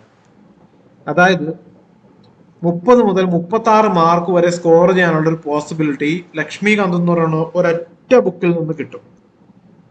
ദെൻ സ്റ്റിൽ എന്തുകൊണ്ട് അത് എല്ലാ ആസ്പിറന്റിനും കിട്ടുന്നില്ല? ചോദ്യം ഇതാണ്, ഉത്തരവും ഞാൻ തന്നെ പറയാം. കാര്യം അത് കൃത്യമായിട്ടുള്ള, അത് ക്വസ്റ്റ്യനിൽ അപ്ലൈ ചെയ്യാനായിട്ടുള്ള ഒരു അറിവിന്റെ കുറവാണ്. അറിവിന്റെ കുറവെന്ന് പറയാൻ പറ്റില്ല, പ്രാക്ടീസ്. നമ്മുടെ എക്സാമിന് പ്രിപ്പയർ ചെയ്യുമ്പോൾ നല്ല രീതിയിലുള്ള ഒരു പ്രാക്ടീസ് ആവശ്യമാണ്. സോ അവിടെയാണ് അസസ്മെന്റ് എന്ന് പറയുന്ന ഒരു കാര്യം കടന്നു വരുന്നത്. അസസ്മെന്റ് പല രീതിയിൽ ചെയ്തു തുടങ്ങാം. നമുക്ക് പ്രീവിയസ് ഇയർ ക്വസ്റ്റ്യൻ പേപ്പേഴ്സ് എടുത്തിട്ട് അതിൽ നിന്ന് നമുക്ക് ഒരു അസസ്മെന്റ് നടത്താം. കാര്യം പ്രീവിയസ് ഇയർ ക്വസ്റ്റ്യൻ പേപ്പേഴ്സ് നിങ്ങൾ സോൾവ് ചെയ്തിട്ടില്ല എങ്കിൽ നിങ്ങൾക്ക് അതൊരു അസസ്മെന്റ് തന്നെയാണ്. Then model question papers work out ചെയ്യാം. മോഡൽ ക്വസ്റ്റ്യൻ പേപ്പേഴ്സ് എന്ന് പറയുമ്പോൾ ടെസ്റ്റ്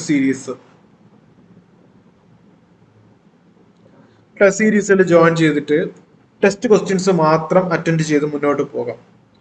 വളരെ എഫക്റ്റീവ് ആയിട്ടുള്ള ഒരു മെത്തേഡാണ്. NCERT ബുക്കുകൾ വായിച്ചിട്ട് അതിന്റെ ഒരു ബുക്ക് വായിച്ച് തീർന്ന ശേഷം ഓരോ ചാപ്റ്ററിന്റെ അവസാനമുള്ള ഒരു 8-10 ചോദ്യങ്ങൾ പ്രാക്ടീസ് ചെയ്യാം. അപ്പൊ ഇതൊക്കെ പ്രാക്ടീസിങ് ആണ്. അല്ലെങ്കിൽ നിങ്ങൾ പഠിച്ചതിനെ നിങ്ങൾക്ക് റീക്രിയേറ്റ് ചെയ്യാൻ അല്ലെങ്കിൽ റീപ്രൊഡ്യൂസ് ചെയ്യാനായിട്ട് പറ്റുന്നുണ്ടോ എന്നുള്ളൊരു ടെസ്റ്റാണ്.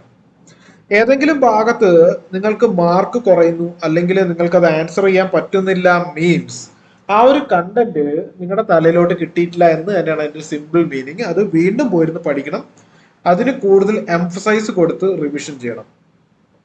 ഫോർ എക്സാമ്പിൾ പറയുകയാണെന്നുണ്ടെങ്കിൽ 1900 മുതൽ 1950 വരെയുള്ള കാലഘട്ടം ഹിസ്റ്ററിയിലെ ഏറ്റവും കൂടുതൽ ചോദ്യങ്ങൾ ചോദിക്കുന്ന ഒരു ഭാഗമാണ്.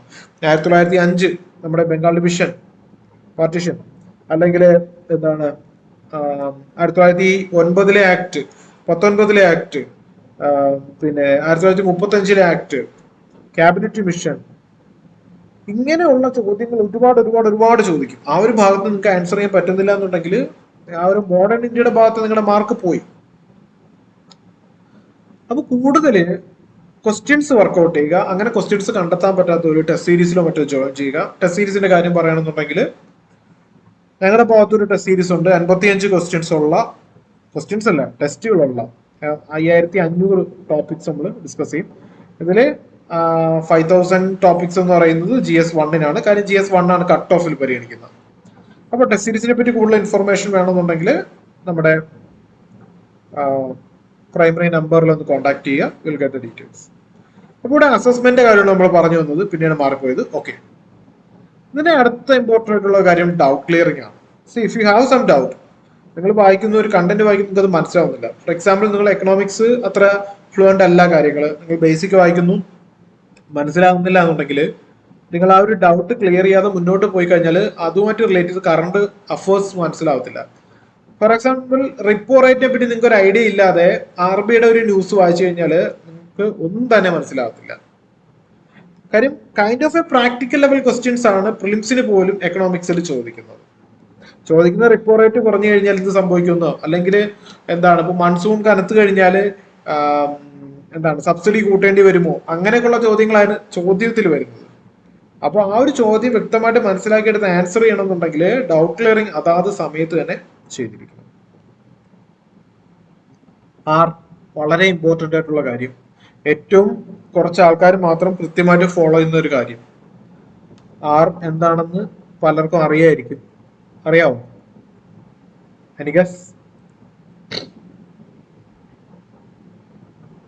യെസ്, റിവിഷൻ തന്നെയാണ് ഏറ്റവും ഇമ്പോർട്ടൻ്റ് ആണ്. കാര്യങ്ങൾ ഗൈഡൻസിലൂടെ മനസ്സിലാക്കിയെടുക്കുക, അത് പഠിക്കുക, അതിനെ വ്യക്തമായ രീതിയിൽ അസസ്മെന്റ് നടത്തുക. സെൽഫ് അസസ്മെന്റ് ആയാലും ശരി, നിങ്ങൾക്ക് അത് റീപ്രൊഡ്യൂസ് ചെയ്യാൻ പറ്റുന്നുണ്ടോ എന്ന് അറിയുക, ദെൻ ഡൗട്ട് ക്ലിയർ ചെയ്യുക, ദെൻ പ്രോപ്പർ ആയിട്ട് റിവിഷൻ നടത്തുക. ഈ റിവിഷന്റെ കാര്യം പറയുമ്പോൾ ചിലരെങ്കിലും ഒരു എഫക്റ്റീവ് റിവിഷൻ എന്ന രീതിയിൽ ഇങ്ങനെ ചെയ്യാറുണ്ട്. 24 hours കഴിഞ്ഞിട്ട് വായിച്ചുള്ള കണ്ടന്റ് നോക്കാറുണ്ട്, 7 days കഴിഞ്ഞ് ആ കണ്ടന്റ് വീണ്ടും പഠിക്കാറുണ്ട്, ദെൻ ഒരു 21 days കഴിഞ്ഞിട്ട് വീണ്ടും പഠിക്കാറുണ്ട്, ആൻഡ് 3 months അല്ലെങ്കിൽ 90 days കഴിഞ്ഞിട്ട് ആ ഒരു കണ്ടന്റ് പഠിക്കാറുണ്ട്. ഇങ്ങനെ ഒരു റിവിഷൻ പാറ്റേൺ ഒക്കെ നോക്കുന്ന ആൾക്കാരുണ്ട്. അറ്റ്ലീസ്റ്റ് നിങ്ങൾ ഒരു കണ്ടന്റ് പഠിച്ചു കഴിഞ്ഞാൽ 4-5 തവണയെങ്കിലും ഏതെങ്കിലും ഒരു രീതിയിലെങ്കിലും വായിച്ചു നോക്കുക, അതിൽ കൂടുതൽ ക്വസ്റ്റ്യൻ വർക്ക്ഔട്ട് ചെയ്ത് പഠിക്കുക. ഇനി അടുത്ത് നോട്ട് മേക്കിംഗ് എന്ന് പറയുന്ന ഒരു കാര്യമാണ്. നോട്ട് മേക്കിംഗ് എന്ന് പറയുമ്പോൾ ഇത്രയേ ഉള്ളൂ. നിങ്ങൾ സിമ്പിളായിട്ടൊരു ന്യൂസ് വായിക്കുന്നു. ഇപ്പോൾ നിങ്ങൾ പൊളിറ്റി പഠിച്ചോ ഇല്ലയോ അതിനെപ്പറ്റിയൊന്നും ഞാൻ ചോദിക്കുന്നില്ല. ഇപ്പോൾ സുപ്രീം കോടതിയുടെ ഒരു വാർത്ത വായിക്കുമ്പോൾ സുപ്രീം കോടതിയെ പറ്റി നിങ്ങൾക്ക് അറിയില്ല എങ്കിൽ നിങ്ങൾ ഉറപ്പായിട്ടും ആ ഒരു വാർത്ത വായിച്ചതിന് ശേഷം നോട്ട് പ്രിപ്പയർ ചെയ്യാനിരിക്കുമ്പോൾ ഇത്രയും കണ്ടന്റ് മിനിമം പ്രിപ്പയർ ചെയ്യുക. സുപ്രീം കോടതി എന്ന് പറയുന്നത് നമ്മുടെ കോൺസ്റ്റിറ്റ്യൂഷൻ ഓഫ് ഇന്ത്യയിൽ പറയുന്നുണ്ടോ? ഉണ്ടെങ്കിൽ ഏത് ആർട്ടിക്കിൾ? അതിന്റെ ഒറിജിനൽ ജൂറിസ്ഡിക്ഷൻ എന്താണ്? പ്രസിഡന്റുമായിട്ട് എന്തെങ്കിലും ഇതിന്റെ റിലേഷൻ ഉണ്ടോ? അഡ്വൈസറി മെക്കാനിസത്തിൽ എന്തെങ്കിലും കാര്യങ്ങളുണ്ടോ? അങ്ങനെ തുടങ്ങി സുപ്രീം കോടതിയുമായിട്ട് ബന്ധപ്പെട്ട കാര്യങ്ങളെ പറ്റി പഠിക്കുക. ഇതിന്റെ ജഡ്ജസ് എത്ര പേരുണ്ട്, എന്താണ് ഇവരുടെ പവേഴ്സ്, എങ്ങനെ ഇവരുടെ അപ്പോയിന്റ്മെന്റ് നടക്കുന്നു, എങ്ങനെ ഇവരെ റിമൂവ് ചെയ്യുന്നു, ഇംപീച്ച്മെന്റ് എന്താണ്, ആരെങ്കിലും ഇംപീച്ച്മെന്റ് ചെയ്യപ്പെട്ടിട്ടുണ്ടോ, ഇംപീച്ച്മെന്റ് ചെയ്യാനുള്ള ക്രൈറ്റീരിയാസ് എന്താണ്, എത്ര പേര് സപ്പോർട്ട് ചെയ്യണം തുടങ്ങിയിട്ടുള്ള A to Z ഡീറ്റെയിൽസ് നിങ്ങൾ അറിഞ്ഞിരിക്കണം. ഇപ്പൊ സുപ്രീം കോടതിയെ പറ്റി ഒരു ന്യൂസ് പുതുതായിട്ട് കാണുന്ന ഒരാള് പൊളിറ്റിയിൽ അത് പഠിച്ചിട്ടില്ല എങ്കിൽ ക്രമമായിട്ട് പഠിക്കാൻ നിൽക്കേണ്ട, ആ സ്പോട്ടിൽ പോയി പഠിച്ചു. അതുപോലെ ഇപ്പൊ എക്സാമ്പിൾ നമ്മൾ ഒഡീഷയുടെ ഒരു ന്യൂസ് വായിക്കുന്നു. ഒഡീഷ എന്ന് പറയുന്നത് അറിയാം, നമ്മുടെ ഒരു സ്റ്റേറ്റ് ആണെന്ന് അറിയാം. പക്ഷെ നമ്മൾ ഒരു പുതിയ ന്യൂസ് വായിക്കണം, അല്ലെങ്കിൽ ഹരിയാനയെ പറ്റി ഒരു ന്യൂസ് വായിക്കുകയാണ്.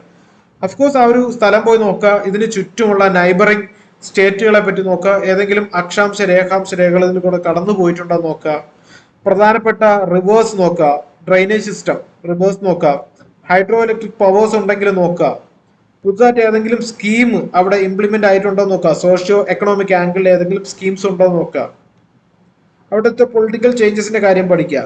ആൻഡ് എസ്പെഷ്യലി അത് ഏതെങ്കിലും ഇന്റർനാഷണൽ ബൗണ്ടറി ആയിട്ട് ബന്ധപ്പെട്ടിട്ടുണ്ടെങ്കിൽ കൂടുതൽ ഇമ്പോർട്ടൻസ് കൊടുക്കുക. ഓക്കെ, അപ്പോൾ ഈ ഒരു രീതിയിൽ ഓരോ സ്റ്റേറ്റും കാണുമ്പോൾ അതാത് സമയങ്ങളിൽ തന്നെ പഠിച്ചു പോവുക. ഏകദേശം ഒരു 1-2 മാസം ന്യൂസ് പേപ്പർ വായിക്കുമ്പോൾ തന്നെ നിങ്ങൾ കംപ്ലീറ്റ് സ്റ്റേറ്റും UT എല്ലാം കവർ ചെയ്തിരിക്കും. ഇത് UTയുടെ കാര്യം മാത്രമല്ല ഞാൻ പറഞ്ഞത്. ഇപ്പോൾ പേഴ്സണൽ ലിബർട്ടി എന്ന് പറയുന്ന ഒരു എഡിറ്റോറിയൽ വായിക്കുന്ന സമയത്ത് പേഴ്സണൽ ലിബർട്ടിയായിട്ട് ബന്ധപ്പെട്ട ആർട്ടിക്കിൾ ഏതാണെന്ന് നോക്കുക. 19 ഉണ്ട്. അങ്ങനെ 19/1 എന്താണ്, 2 എന്താണ്, 3 എന്താണ്, 4 എന്താണ്, കൃത്യമായിട്ട് പോയെന്ന് പഠിക്കുക. ഇങ്ങനെ പഠിച്ചു കഴിഞ്ഞാൽ അതൊരു എഫക്റ്റീവ് സ്റ്റഡിയാണ്. മാത്രമല്ല നിങ്ങൾക്ക് എക്സാമ്പിൾ ഇവിടെ ഒരു ലിബർട്ടി റിലേറ്റഡ് ഒരു ക്വസ്റ്റ്യൻ അല്ലെങ്കിൽ ടൂൾ കിറ്റുമായിട്ട് റിലേറ്റ് ചെയ്തൊരു ക്വസ്റ്റ്യൻ ആൻസർ ചെയ്യേണ്ടി വന്നു കഴിഞ്ഞാൽ വാലിഡ് പോയിന്റ്സ് നിങ്ങൾക്ക് അവിടെ ആൻസർ ചെയ്യാനായിട്ട് പറ്റും. അപ്പോൾ ഓരോ കാര്യങ്ങൾ വായിക്കുമ്പോഴും കൃത്യമായിട്ടുള്ള രീതിയിലുള്ള ഒരു നോട്ട് മേക്കിംഗ് ചെയ്തു പോവുക. ഹൗ ഞാൻ പറഞ്ഞു, വൈ എന്ന് പറഞ്ഞു കഴിഞ്ഞാൽ നിങ്ങൾക്ക് അത് എക്സാമിന് അപ്ലൈ ചെയ്യാനായിട്ട് പറ്റും. റൈറ്റിംഗ് പ്രാക്ടീസ് ഇമ്പോർട്ടൻ്റ് ആണ്. കാര്യം നല്ല രീതിയിൽ എഴുതി തന്നെ പ്രാക്ടീസ് ചെയ്യണം. ഈ എഴുതി പ്രാക്ടീസ് ചെയ്യാനുള്ള ഒരു കാര്യം എന്ന് പറയുന്നത് നമ്മുടെ എഡിറ്റോറിയലിൽ കാണുന്ന കാര്യങ്ങൾ. ഓക്കെ, ഇപ്പോൾ ആർട്ടിഫിഷ്യൽ ഇന്റലിജൻസുമായിട്ട് ബന്ധപ്പെട്ട ഒരു ക്വസ്റ്റ്യൻ വരികയാണ്, അതിന്റെ ചാലഞ്ചസ് അല്ലെങ്കിൽ സൈബർ സെക്യൂരിറ്റിയുടെ ചാലഞ്ചസ് നിങ്ങൾ അത് എഴുതി പ്രാക്ടീസ് ചെയ്തിരിക്കണം. എഴുതിയാൽ മാത്രമേ നിങ്ങൾക്ക് സ്വന്തമായിട്ട് എന്തെങ്കിലുമൊക്കെ അത് പ്രൊഡ്യൂസ് ചെയ്യാൻ പറ്റും. 20ഓളം ക്വസ്റ്റ്യൻസ് ഒരു GSന്റെ പേപ്പറിൽ നിങ്ങൾക്ക് ചോദിക്കും. നിങ്ങൾക്കൊരു ക്വസ്റ്റ്യൻ എഴുതാനുള്ള സമയം 7 മിനിറ്റ് ആണ്. 7 മിനിറ്റിൽ നിങ്ങൾ ഇൻട്രൊഡക്ഷനെ പറ്റി ചിന്തിക്കണം, അത് എഴുതണം, പോയിന്റ്സ് എഴുതണം, പിക്ചേഴ്സ് എന്തെങ്കിലും ഉണ്ടെങ്കിൽ അത് എഴുതി വെക്കണം, അത് വരച്ചു വെക്കണം, ദെൻ കൺക്ലൂഡ് ചെയ്യണം. അപ്പോൾ ഇൻട്രൊഡക്ഷൻ, പോയിന്റ്, കൺക്ലൂഷൻ ഇതെല്ലാം എഴുതാനും അത് ചിന്തിക്കുവാനും അത് ഫ്രെയിം ചെയ്യാനുമുള്ള മാക്സിമം സമയം എന്ന് പറഞ്ഞാൽ 7 മിനിറ്റ് ആണ്. ഈ 7 മിനിറ്റ് ചിലപ്പോൾ നിങ്ങൾക്ക് 150 വേർഡ്സ് എഴുതേണ്ടി വരും, ചിലപ്പോൾ അത് 250 വേർഡ്സ് എഴുതേണ്ടി വരും. അപ്പോൾ നിങ്ങളുടെ റൈറ്റിംഗ് പ്രാക്ടീസ്, നിങ്ങളുടെ എഴുതുന്നതിൻ്റെ ഒരു വേഗത, അതിൻ്റെ ഒരു വ്യക്തത, കഴിവതും കുറച്ച് വലുതായിട്ട് തന്നെ ആൻസേഴ്സ് എഴുതി ആദ്യമേ പഠിക്കുക. കാര്യം മിക്കവാറും നമ്മുടെ ഇവാലുവേറ്റേഴ്സ് എന്ന് പറയുന്നത് 60+ ആയിരിക്കും. അപ്പോൾ അവർക്ക് കൂടുതൽ സ്ട്രെയിൻ കൊടുക്കാതെ എഴുതുക. കൂടുതൽ കോംപ്ലിക്കേറ്റഡ് ഉള്ള ലാംഗ്വേജ് ചൂസ് ചെയ്യാതിരിക്കുക. വളരെ സിമ്പിൾ ആയിട്ട് അത് എഴുതുക, അത് പ്രസന്റ് ചെയ്യുക. 10 പോയിന്റ് എഴുതുന്ന ഒരാൾക്കല്ല നല്ല മാർക്ക് കിട്ടുന്നത്. 5 പോയിന്റ് കൃത്യമായ രീതിയിൽ സിമ്പിൾ ആയിട്ട് പ്രസന്റ് ചെയ്യുന്ന ആളിനായിരിക്കും കൂടുതൽ മാർക്ക് കിട്ടുന്നത്. ഇത് മനസ്സിൽ വെക്കുക. ആൻഡ് ആൾവേസ് ആൻസർ ചെയ്യുന്നത് ക്വസ്റ്റ്യന് വേണ്ടിയിട്ടായിരിക്കണം. ക്വസ്റ്റ്യൻ എന്താണോ അതിന് ആൻസർ ചെയ്യണം. എല്ലാവരും പറയുന്ന ഒരു എക്സാമ്പിൾ തന്നെയാണ്, ഫിഷ് പിടിക്കുന്നത് എങ്ങനെയാണെന്ന് ചോദിച്ചു കഴിഞ്ഞാൽ അതിനെപ്പറ്റി മാത്രം ആൻസർ ചെയ്താൽ മതി. കുളങ്ങളെ പറ്റിയോ കടലിനെ പറ്റിയോ നദികളെ പറ്റിയോ ഒന്നും അവിടെ എഴുതി വെക്കരുത്. ഓക്കെ, അപ്പോൾ റൈറ്റിംഗ് പ്രാക്ടീസ് വളരെ ഇമ്പോർട്ടൻ്റ് ആണ്. റൈറ്റിംഗ് പ്രാക്ടീസിൽ ഒരു കാര്യം പറയാവുന്നത്, നമ്മുടെ പ്രോഗ്രാംസിൽ എല്ലാം തന്നെ റൈറ്റിംഗ് പ്രാക്ടീസിന് വേണ്ടി ക്വസ്റ്റ്യൻസ് അവൈൽ ചെയ്ത് കൊടുക്കാറുണ്ട്. ഇപ്പോൾ 2022 നല്ല രീതിയിൽ റൈറ്റിംഗ് പ്രാക്ടീസ് കൊടുക്കണമെന്നുണ്ട്. അപ്പോൾ അത് തന്നെ ആദ്യത്തെ ഒരു 45 ഡേയ്സോളം അവരുടെ ഒരു കണ്ടന്റ് കാര്യങ്ങളൊക്കെ വായിച്ച് റെഡി ആയി കഴിഞ്ഞാൽ പിന്നെ ഡെയിലി 1-2 ക്വസ്റ്റ്യൻസ് എഴുതി പ്രാക്ടീസ് ചെയ്യലാണ് എഴുതി പ്രാക്ടീസ് ചെയ്യുന്നതിന്റെ ഗുണം അങ്ങനെ തന്നെ കിട്ടും. കാര്യം ഇപ്പോൾ നിങ്ങൾക്ക് ലൈൻ ഓഫ് ആക്ച്വൽ കൺട്രോളിന്റെ ഒരു ഇഷ്യൂവിനെ പറ്റി വായിച്ചിട്ട് അറിയാം. ഇപ്പോൾ അവിടെ നടക്കുന്ന കാര്യങ്ങളെ പറ്റി കാണുന്നുണ്ട്. പങ്സോ ലേക്കിനെ പറ്റി നിങ്ങൾക്ക് അറിയാം, അവിടുത്തെ ഡിസെൻഗേജിനെ പറ്റി നിങ്ങൾക്ക് അറിയാം. പക്ഷെ അത് നിങ്ങളുടെ പേനയിൽ നിന്ന് വരണം. എഴുതി തുടങ്ങിയാൽ അതിൻ്റെ ഒരു ബുദ്ധിമുട്ട് മനസ്സിലാവത്തുള്ളൂ. അപ്പോൾ ആദ്യം ചെയ്യേണ്ടത് ന്യൂസ് പേപ്പറൊക്കെ കണ്ടിട്ട് അതിലെ കാര്യങ്ങൾ തന്നെ ഒന്നും എഴുതാൻ പറ്റുന്നില്ലെങ്കിൽ അതങ്ങ് പകർത്തി എഴുതുക. Something at least your pen moving. Okay, അപ്പോൾ അത് ആദ്യം ഒന്ന് ചെയ്യുക. റൈറ്റിംഗ് പ്രാക്ടീസ് നല്ല രീതിയിൽ ചെയ്യുക. നല്ല നല്ല ക്വസ്റ്റ്യൻ ആൻസർ ചെയ്യുക. ക്വസ്റ്റ്യൻ ആൻസർ ചെയ്യുമ്പോൾ ചിലപ്പോൾ വേ ഫോർവേഡ് എഴുതേണ്ടി വരും. ചിലപ്പോൾ അത് ക്രിട്ടിക് ആംഗിളിൽ എഴുതേണ്ടി വരും. ചിലപ്പോൾ അത് എക്സ്പ്ലെയിൻ ചെയ്യേണ്ടി വരും. അപ്പോൾ പല രീതിയിൽ ആൻസർ എഴുതാനായിട്ട് നിങ്ങൾ എപ്പോഴും ശ്രമിക്കുക. ഇനി സിസാറ്റ് എന്ന് പറയുന്നത് പറഞ്ഞു, ഒരു ക്വാളിഫയിങ് പേപ്പറാണ്. 33% മാർക്കാണ്. ഇവിടെ പലർക്കും മാത്സ് പേടിയായിരിക്കും, അല്ലെങ്കിൽ ഇംഗ്ലീഷ് പേടിയായിരിക്കും.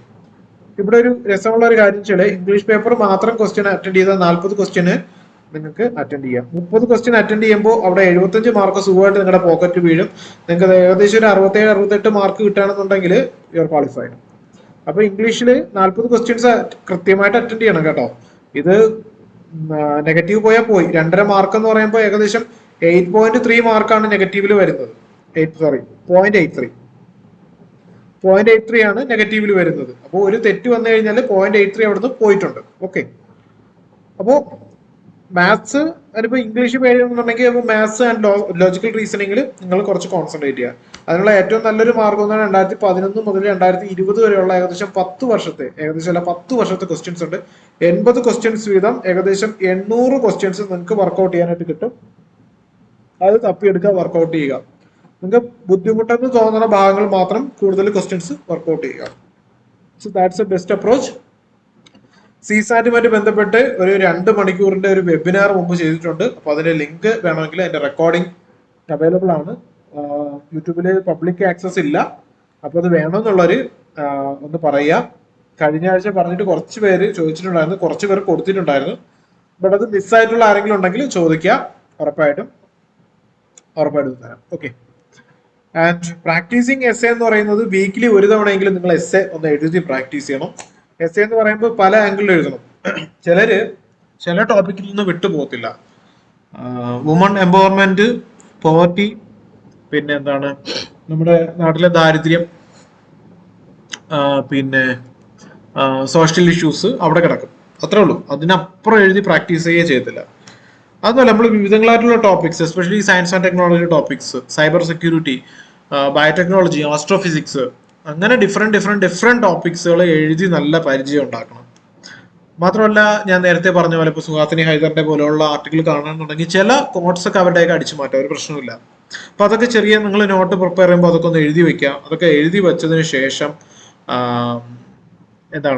നിങ്ങൾ ആൻസർ എഴുതുമ്പോൾ അതൊക്കെ അതിൻ്റെ ഇടയിൽ ഒന്ന് തിരികെ കയറ്റി നോക്കുക. അപ്പോൾ നല്ല രീതിയിൽ അത് ആൻസർ ഫ്രെയിം ചെയ്ത് വെക്കാനൊക്കെ പറ്റും. നല്ല രീതിയിൽ ബ്രെയിൻ സ്റ്റോമിങ് ചെയ്യുക. എസ്സേ ടോപ്പിക്സ് എവിടെ കിട്ടുമെന്ന് ചോദിച്ചു കഴിഞ്ഞാൽ നോർമലി നമ്മുടെ എഡിറ്റോറിയൽ വരുന്നതുമായിട്ട് ബന്ധപ്പെട്ട ചോദ്യങ്ങൾ നമ്മൾ ക്രിയേറ്റീവ് സ്റ്റുഡൻസിന് കൊടുക്കാറുണ്ട്. അപ്പോൾ അവരെ കൊണ്ട് റൈറ്റിംഗ് പ്രാക്ടീസ് ചെയ്യിപ്പിക്കാറുണ്ട്. 2021 അത്യാവശ്യം നല്ല രീതിയിൽ പ്രാക്ടീസ് ചെയ്തിട്ടുണ്ട്. ഇപ്പോൾ 2022 നമ്മൾ തുടങ്ങാനായിട്ട് ഇരിക്കുകയാണ്. അപ്പോൾ ടോപ്പിക്സ് എവിടെ കിട്ടുമെന്ന് ചോദിച്ചു കഴിഞ്ഞാൽ you search it over internet. പക്ഷെ അത് കറക്റ്റ് ചെയ്ത് കിട്ടണമെന്നുണ്ടെങ്കിൽ ഒരു എന്തെങ്കിലും ഒരു സോഴ്സ് അല്ലെങ്കിൽ എന്തെങ്കിലും ഒരു മെന്റർ നിങ്ങൾക്ക് അവൈലബിൾ ആയിട്ട് വേണം. ഓക്കെ, സോ റൈറ്റിംഗ് പ്രാക്ടീസ് എസ്സേയുടെ കാര്യത്തിൽ നല്ല രീതിയിൽ തന്നെ ചെയ്യണം. വീക്കിലി ഒരു എസ്സെങ്കിലും ഒക്കെ പ്രാക്ടീസ് ചെയ്യണം. എസ്സേയുടെ ഒരു കാര്യം എന്ന് പറഞ്ഞാൽ അവിടെ നല്ലൊരു സിങ്ക് ഉണ്ടെങ്കിൽ മാത്രമേ മാർക്ക് കിട്ടത്തുള്ളൂ. ആ ഒരു സിങ്കിനെ പറ്റി പറയാനാണെന്നുണ്ടെങ്കിൽ എസ്പെഷ്യലി നിങ്ങൾ എക്സാം എഴുതാൻ പോകുന്ന ആ ഒരു ഡേറ്റിലെ നിങ്ങളുടെ ഒരു മൂഡ്, ഓക്കെ, ആൻഡ് നിങ്ങൾ പഠിച്ചിട്ടുള്ള ടോപ്പിക്ക്, ഇത് രണ്ടും സിങ്ക് ആയി കഴിഞ്ഞാൽ നിങ്ങൾക്ക് നല്ല രീതിയിൽ ഒരു എസ്സേ എഴുതാൻ പറ്റും. അതുകൊണ്ട് മാത്രം പോരാ, ഇത് നോക്കാനിരിക്കുന്ന അധ്യാപകൻ അന്ന് നല്ല മൂഡിലാണെന്നുണ്ടെങ്കിൽ ഹൈ സ്കോർ കിട്ടും. ഓക്കെ, അപ്പൊ നിങ്ങൾ നിരാശപ്പെടാനും വേണ്ട. മിക്കവാറും ഇതെല്ലാം നല്ല സിങ്കിൽ തന്നെ വീഴാറുണ്ട്. പിന്നെ കൂടുതൽ എഴുതി പ്രാക്ടീസ് ചെയ്യുന്നവർക്ക് അത്യാവശ്യം എഴുതാനായിട്ട് പറ്റും. ഇവിടെ ബ്രെയിൻ സ്റ്റോമിംഗ് എന്ന് പറയുന്ന ഒരു കാര്യത്തെ പറ്റി കൂടി ഞാൻ പറയാം. എന്താണ് മലയാളം പറഞ്ഞാൽ മസ്തിഷ്ക പ്രക്ഷാളനം, അങ്ങനെ എന്തോ ആണ്. Okay, brain storming. ഈ ബ്രെയിൻ സ്റ്റോമിംഗ് എന്ന് പറയുമ്പോൾ നിങ്ങളൊരു ടോപ്പിക് ഇന്ന് ഡെവലപ്പ് ചെയ്തെടുക്കണം. ഞാൻ കഴിഞ്ഞ ആഴ്ചയും പറഞ്ഞൊരു എക്സാമ്പിൾ തന്നെയാണ് വീണ്ടും പറയുന്നത്. ഇപ്പോൾ സ്കൂൾ എന്ന് പറയുന്ന ഒരു ടോപ്പിക്ക്, ഇത് ശരിക്കും ബ്രെയിൻ സ്റ്റോമിങ് എന്താന്ന് പറയാൻ വേണ്ടിയിട്ട് നിങ്ങളോട് പറയുന്നതാണ്. ഇത്രയും സിമ്പിൾ ആയിട്ടൊന്നും കണ്ടന്റ് നിങ്ങൾക്ക് കിട്ടില്ല. ഓക്കെ, സോ ഈ ഒരു സ്കൂള് എന്ന് പറയുന്ന ഒരു കണ്ടന്റ് നിങ്ങൾ കിട്ടുമ്പോൾ നിങ്ങൾക്ക് മനസ്സിൽ വരുന്ന കുറേ കാര്യങ്ങളുണ്ട്. ഇപ്പോൾ teacher, student, bell, period, exam, പിന്നെന്താ വരുന്നത്, assembly, head master, physical education, പിന്നെ ഓരോ സബ്ജക്റ്റ് വൈസ് ആയിട്ട് നിങ്ങൾക്ക് ഓർമ്മ വരും. പിന്നെ ഒന്ന് ആലോചിച്ച് കഴിഞ്ഞാൽ സപ്ലിയെ പറ്റി ഓർമ്മ വരും. പിന്നെ എന്തൊക്കെയുണ്ട്, സ്കൂൾ വാൻ.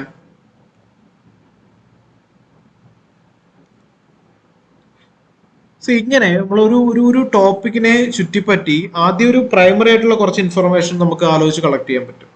പിന്നെ അതിനെ കണക്ട് ചെയ്യുന്ന കുറച്ച് സെക്കൻഡറി ഇൻഫർമേഷൻസ് കൂടി നമുക്ക് കളക്ട് ചെയ്യാൻ പറ്റും. വീണ്ടും ആലോചിച്ച് കഴിഞ്ഞാൽ കുറേ ഇങ്ങനെ പോയിന്റ്സ് കിട്ടും. ഇപ്പൊ നമ്മളൊരു എസ്സേ പറ്റി ആലോചിക്കുമ്പോഴും ഇങ്ങനെ തന്നെയാണ്. ഇപ്പോൾ പേഴ്സണൽ ലിബർട്ടിയെ പറ്റിയിട്ട്, അല്ലെങ്കിൽ എന്താണ് പോവർട്ടിയെ പറ്റിയിട്ട്, വുമൺ എംപവർമെന്റിനെ പറ്റിയിട്ട് ഒരു ടോപ്പിക് ആലോചിക്കുമ്പോൾ നമുക്ക് അതുമായിട്ട് കണക്ട് ചെയ്ത് കുറേ പോയിന്റ്സ് ഇങ്ങനെ എഴുതി വെക്കണം. എങ്ങനെ എഴുതി വെക്കുന്ന പോയിന്റ്സ് രണ്ടാമത് അതിനെ അടുക്കി മാറ്റണം. ഇൻട്രൊഡക്ഷനിൽ ഇതിൽ ഏതൊക്കെ പോയിന്റ്സ് എടുക്കാം, കൺക്ലൂഷനിൽ ഏതൊക്കെ പോയിന്റ് കൊണ്ടുപോകാം, എത്ര പാരഗ്രാഫ് തിരിക്കാം, ഇങ്ങനെ നിങ്ങൾ വർക്കൗട്ട് ചെയ്യുന്നതാണ് ബ്രെയിൻ സ്റ്റോമിംഗ് എന്ന് പറയുന്നത്. ഈ ബ്രെയിൻ സ്റ്റോമിംഗ് എന്ന് പറയുന്നതിന്റെ ആദ്യത്തെ പ്രക്രിയയാണ് നമ്മളൊരു പോയിന്റ്സ് ജനറേറ്റ് ചെയ്തെടുക്കുന്നത്. കാര്യം നമ്മൾ സ്ട്രെയിറ്റ് ആയിട്ട് ഒരു ഇൻട്രൊഡക്ഷൻ കൊടുത്ത് എഴുതി വരുമ്പോൾ നമ്മളെ കൺക്ലൂഷനിൽ എത്തുമ്പോഴാണ് നമുക്ക് 2 പോയിന്റ് കിട്ടുന്നത്. അതുകൊണ്ട് നമുക്ക് പിന്നെ ഉപയോഗമൊന്നുമില്ല. അപ്പോൾ പ്രോപ്പറായിട്ടൊരു ബ്രെയിൻ സ്റ്റോമിംഗ് നടത്തിയതിന് ശേഷം മാത്രം എഴുതുക. മോസ്റ്റ് പ്രോബബ്ലി റൈറ്റിംഗ് പ്രാക്ടീസ് നടത്താനുള്ള ഒരു സെഷൻ പറ്റുമെങ്കിൽ ചെയ്യാം. പ്രോമിസ് ചെയ്യുന്നില്ല, but still will try. Importance of NCERT ബുക്കിന്റെ ഇമ്പോർട്ടൻസിനെ പറ്റി നേരത്തെ പറഞ്ഞു. NCERT ബുക്കുകൾ എന്ന് പറയുന്നത് ബേസിക് ബുക്കുകളാണ്, ഫ്രീ ആണ്, ട്രസ്റ്റ് ചെയ്യാം, ഗവൺമെന്റ് സോഴ്സസ് ആണ്. ഏകദേശം 30% ക്വസ്റ്റ്യൻസ് ഡയറക്റ്റ് ആയിട്ടോ ഇൻഡയറക്റ്റ് ആയിട്ടോ നിങ്ങൾക്ക് അത് കിട്ടാനുള്ള സാധ്യതയുണ്ട്. അപ്പോൾ NCERT ബുക്കുകൾ പഠിക്കുക. സിമ്പിൾ ആയിട്ട് നിങ്ങൾക്ക് പഠിക്കാം. കാര്യം ഇപ്പോൾ 6ാം ക്ലാസ്, 7, 8 ഈ 3 ബുക്ക്, അവർ പാസ്റ്റിന്റെ ബുക്ക് വായിക്കുകയാണെന്നുണ്ടെങ്കിൽ ഹിസ്റ്ററി ബുക്ക് തീർന്നു. ഏൻഷ്യന്റ് മുതൽ നിങ്ങൾക്ക് മോഡേൺ പീരീഡ് വരെയും അതിനുശേഷമുള്ള പീരീഡും കിട്ടും. പക്ഷെ ഡെപ്ത് കാണത്തില്ല. അത് നിങ്ങൾക്ക് അറ്റ്ലീസ്റ്റ് ഒരു സ്കെലട്ടൺ നിങ്ങൾക്ക് അവിടെ കിട്ടും. കാര്യം 6ാം ക്ലാസ്സിന്റെ കുട്ടി മനസ്സിലാക്കേണ്ട രീതിയിലാണ് അത് പ്രിപ്പയർ ചെയ്തിരിക്കുന്നത്. അപ്പൊ നിങ്ങൾക്ക് ഈസി ആയിട്ട് ഒരു ഹാഫ് ആൻ അവർ കൊണ്ട് ഒരു ചാപ്റ്റർ വായിച്ച് പഠിക്കാവുന്നതേ ഉള്ളൂ. മേ ബി ഒരു ദിവസം കൊണ്ട് 1, 2, 3 ബുക്കുകളൊക്കെ നിങ്ങൾക്ക് പഠിച്ചു തീർക്കാനും വായിച്ചു തീർക്കാനും അണ്ടർസ്റ്റാൻഡ് ചെയ്യാനൊക്കെ പറ്റും. ഓക്കെ, അപ്പോൾ ആ ഒരു ബെനിഫിറ്റ് നിങ്ങളുടെ ബേസ് സ്ട്രോങ് ആക്കുന്നതിന്റെ ഒരു എന്താണ്, ശരിക്കും നല്ലൊരു ഭാഗം നമുക്ക് NCERT ത്രൂ കവർ ചെയ്യാൻ പറ്റും. ശ്രമിച്ചു കഴിഞ്ഞാൽ 2 മാസം കൊണ്ട് NCERT തറവായിട്ട് 2 months കൊണ്ട് NCERT തറവായിട്ട് നിങ്ങൾക്ക് ഒരു ബേസ് സ്ട്രോങ് ആക്കി എടുക്കാൻ പറ്റും. അതിൻ്റെ കൂടെ കറണ്ട് അഫേഴ്സും കൂടെ ചേരുമ്പോൾ you are next level. Okay, importance of English. ഞാൻ ഇത് പറയാനുള്ളൊരു കാരണം എന്ന് വെച്ചാൽ ചില സ്ഥലത്തെങ്കിലും അല്ലെങ്കിൽ ചില ട്യൂട്ടേഴ്സ് എങ്കിലും പറയുന്നൊരു കാര്യം സിവിൽ സർവീസ് മുഴുവനായിട്ട് മലയാളത്തിൽ എഴുതിയെടുക്കാം. അത് ടോട്ടലി റോങ് ആയിട്ടുള്ള ഒരു ഇൻഫർമേഷൻ ആണ്. പ്രിലിംസ് എക്സാം ഒരു തവണയെങ്കിലും എഴുതിയവർക്ക് മനസ്സിലാവും പേപ്പർ 1 and 2 ഇത് ഇംഗ്ലീഷിലും ഹിന്ദിയിലും മാത്രമേ ഉള്ളൂ ചോദ്യം, ആൻഡ് റെസ്പോണ്ട് ചെയ്യേണ്ടത് OMRലാണ്. മലയാളം ഇല്ല അവിടെ. നിങ്ങൾക്ക് മലയാളത്തിൽ പഠിക്കാൻ, മനസ്സിലാക്കിയെടുക്കാം, അതിൽ ഒരു തെറ്റുമില്ല.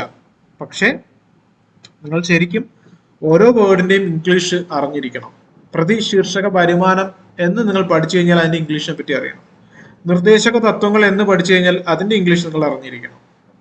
അങ്ങനെ ഓരോ വേർഡിന്റെ, അതിപ്പോ പൊളിറ്റി ആവട്ടെ, ജോഗ്രഫി ആവട്ടെ, എക്കണോമിക് ആവട്ടെ, എന്തും ആവട്ടെ, അക്ഷാംശരേഖകളും രേഖാംശരേഖകളും ഇപ്പൊ മലയാളത്തിൽ പഠിച്ചിട്ട് തന്നെ ശരിയാവാത്ത ഒരാളിന് ലാറ്റിറ്റ്യൂഡും ലോഞ്ചിറ്റ്യൂഡും കേൾക്കുമ്പോൾ ചിലപ്പോൾ തെറ്റിപ്പോവാം. അപ്പൊ അങ്ങനെ ഉണ്ടാവാൻ പാടില്ല.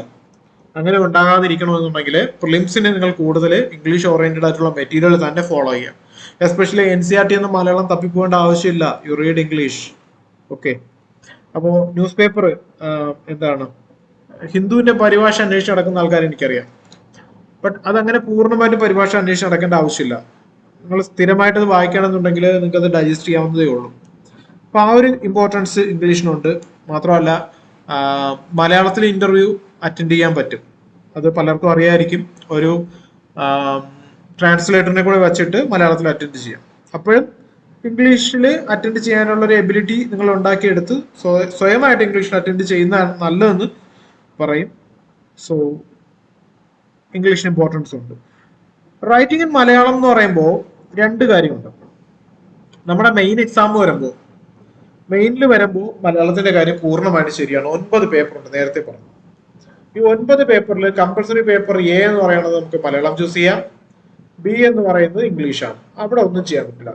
ഈ ഒരു പേപ്പർ ഒഴികെ ബാക്കി എല്ലാം നമുക്ക് മലയാളത്തിൽ എഴുതാം. ഫോർ എക്സാമ്പിൾ എസ് എ മലയാളത്തിൽ എഴുതാം, GS1 മലയാളത്തിൽ എഴുതാം, 2, 3, 4.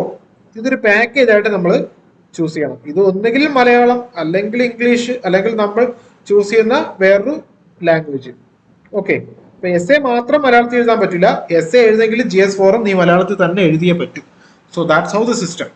അപ്പോൾ 5. പിന്നെ ഓപ്ഷണൽ ഇപ്പോൾ സോഷ്യോളജി ചൂസ് ചെയ്യുന്ന ഒരാളിന് മലയാളത്തിൽ എഴുതാം. മലയാള ലിറ്ററേച്ചർ ചൂസ് ചെയ്താലും മലയാളത്തിൽ എഴുതാം.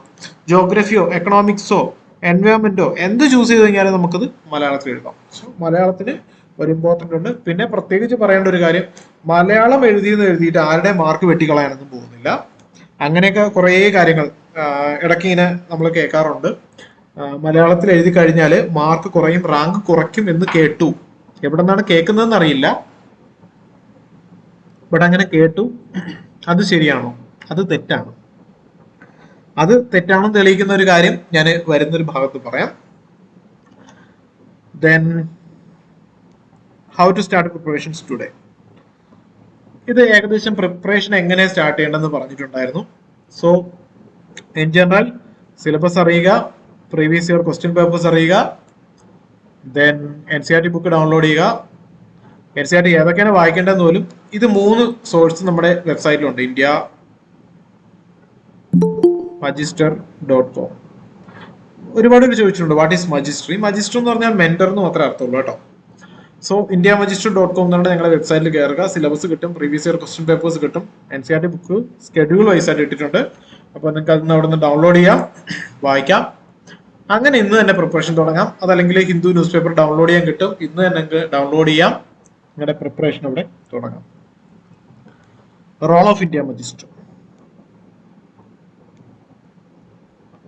സോ ഇന്ത്യ മജിസ്റ്റർ എന്ന് പറഞ്ഞാൽ ഞങ്ങളുടെ പ്ലാറ്റ്ഫോമിൽ ഏത് തരത്തിലുള്ള എക്സാംസിന്റെ ക്വറീസ് ആയാലും, അതിപ്പോ SSC ആയാലും PSC ആയാലും ബാങ്കിങ് എക്സാം ആയാലും, അല്ലെങ്കിൽ എന്താണ് ഇപ്പോൾ സെൻട്രൽ ആംഡ് പോലീസ് ഫോഴ്സോ എന്ത് തന്നെ ആയാലും, ഒരു കോമ്പറ്റേറ്റീവ് എക്സാംസിനെ പറ്റിയിട്ട് ഒരു ഡൗട്ട് ഉണ്ടെന്നുണ്ടെങ്കിൽ അത് ഞങ്ങൾക്ക് ക്ലിയർ ചെയ്യാൻ പറ്റുന്നതാണെന്നുണ്ടെങ്കിൽ ഞങ്ങൾ ക്ലിയർ ചെയ്യും. മാത്രമല്ല ഇപ്പോൾ മാർക്കറ്റിൽ അവൈലബിൾ ആയിരിക്കുന്നതിനും വളരെ താഴെയുള്ള ഒരു ഫീസിൽ quality material plus quality education കൊടുക്കാനായിട്ട് ഞങ്ങൾ മാക്സിമം ട്രൈ ചെയ്യുന്നുണ്ട്. ആൻഡ് ഒരു പഠനം പൂർത്തിയാവണമെങ്കിൽ നേരത്തെ പറഞ്ഞു, ഗൈഡൻസ് പ്രോപ്പർ ആയിരിക്കണം, അസസ്മെന്റ് പ്രോപ്പർ ആയിരിക്കണം, ഡൗട്ട് ക്ലിയറിംഗ് കറക്റ്റായിട്ട് നടക്കണം. ആ രീതിയിൽ നടക്കണമെങ്കിൽ നമ്മുടെ കോഴ്സ് ഡിസൈൻ എന്ന് പറയുന്ന ആ രീതിയിലായിരിക്കണം. സാധാരണ ഞാൻ അടുത്തൊരു ടോപ്പിക്കിലൂടെ സംസാരിക്കാൻ വെച്ചിരുന്ന ഒരു കാര്യമാണ് സെൽഫ് സ്റ്റഡി വെസ് അക്കാദമി. ഒരു അക്കാദമിയിൽ പോയാലും ഒരു സെൽഫ് സ്റ്റഡി ചെയ്താലും എങ്ങനെയാണ് എൻ്റെ വിജയം പ്രോപ്പറായിട്ട് നെക്സ്റ്റ് ഇതിൽ പറയാം. എന്നാൽ അക്കാഡമി ഒരു ഇൻസ്റ്റിറ്റ്യൂഷൻ നിങ്ങൾക്ക് കിട്ടുന്ന ഒരു നോളജ് എന്ന് പറയുന്നത് 20% കൂടുതൽ നിങ്ങൾക്ക് കിട്ടില്ല. കാര്യം നമുക്ക് ഒരു കണ്ടന്റ് പറഞ്ഞു കൊടുക്കുന്നതിൽ there are limits. നമ്മളത് വായിച്ചെടുക്കുന്നതിന് ഒരു ലിമിറ്റ് ഇല്ല.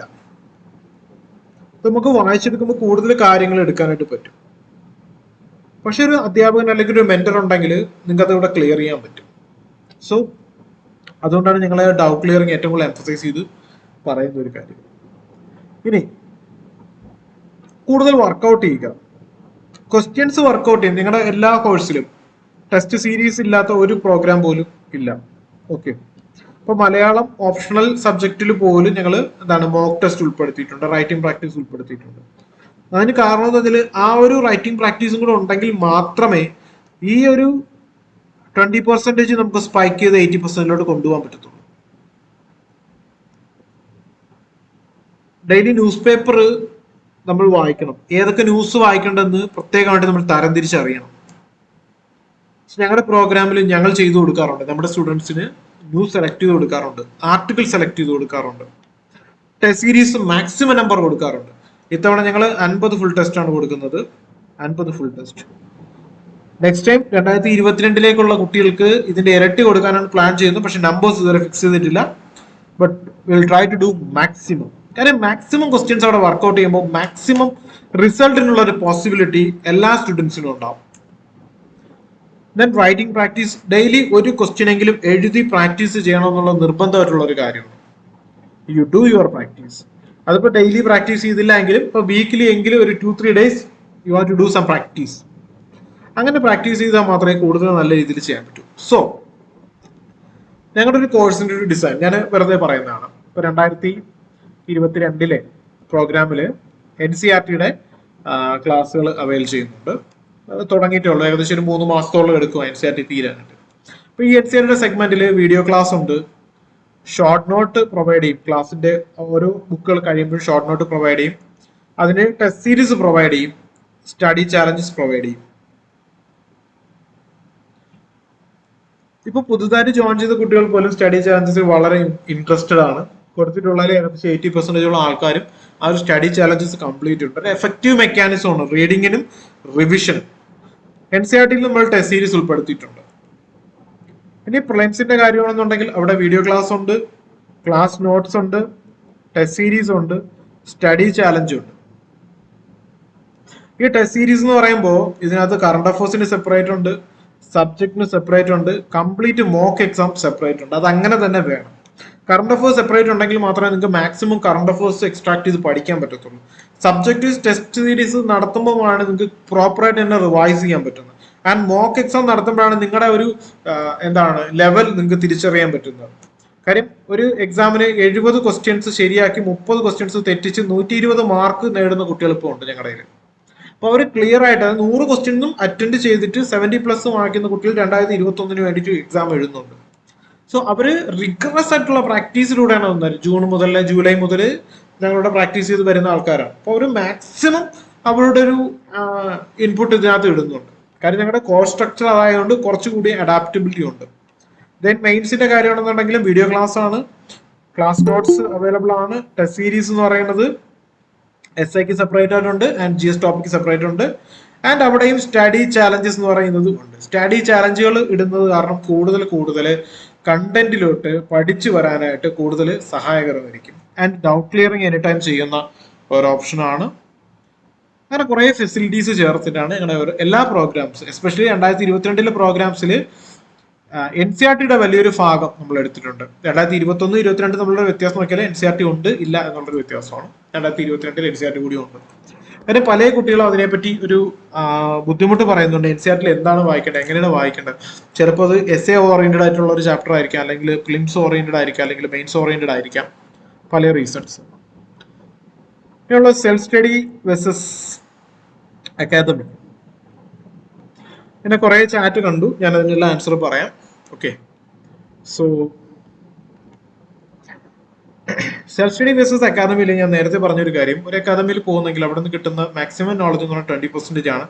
ഇതൊരു class room kind of training. നിങ്ങൾ എവിടെ പോയാലും, അക്കാദമിയുടെ മാത്രം കാര്യമല്ല പറയുന്നത്, നിങ്ങൾ സ്കൂളിൽ പോയാലും നിങ്ങൾക്ക് ഇത്ര നോളജ് കിട്ടത്തുള്ളൂ. ബാക്കിയുള്ള നോളജ് എന്ന് പറയുന്നത് ക്വസ്റ്റ്യൻ വർക്കൗട്ട്, നിങ്ങളുടെ റീഡിങ്, നിങ്ങളുടെ അണ്ടർസ്റ്റാൻഡിങ്, നിങ്ങൾ ഡൗട്ട് ക്ലിയർ ചെയ്യുന്ന വഴി, നിങ്ങൾ ഡിസ്കഷൻ നടത്തുന്ന വഴി, അങ്ങനെ അക്വയർ ചെയ്യുന്ന നോളജാണ്.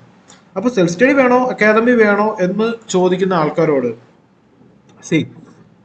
ചില കാര്യങ്ങളിൽ ഒരു ഗൈഡൻസിന് ഒരാള് വേണം. അതിപ്പോ നിങ്ങൾ സെൽഫ് സ്റ്റഡി ചെയ്താലും ശരി, അക്കാദമിയിൽ പോയാലും ശരി, നിങ്ങൾ ഒരു അധ്യാപകനെ ചൂസ് ചെയ്തിട്ട് പുള്ളിയുമായിട്ട് ഒരു മെന്ററിങ് പോലെ നിങ്ങൾക്ക് കിട്ടിയിരിക്കണം. ഡൗട്ട് വന്നു കഴിഞ്ഞാൽ അത് ക്ലിയർ ചെയ്യാനുള്ള ഒരു ആക്സസ് ഉണ്ടായിരിക്കണം.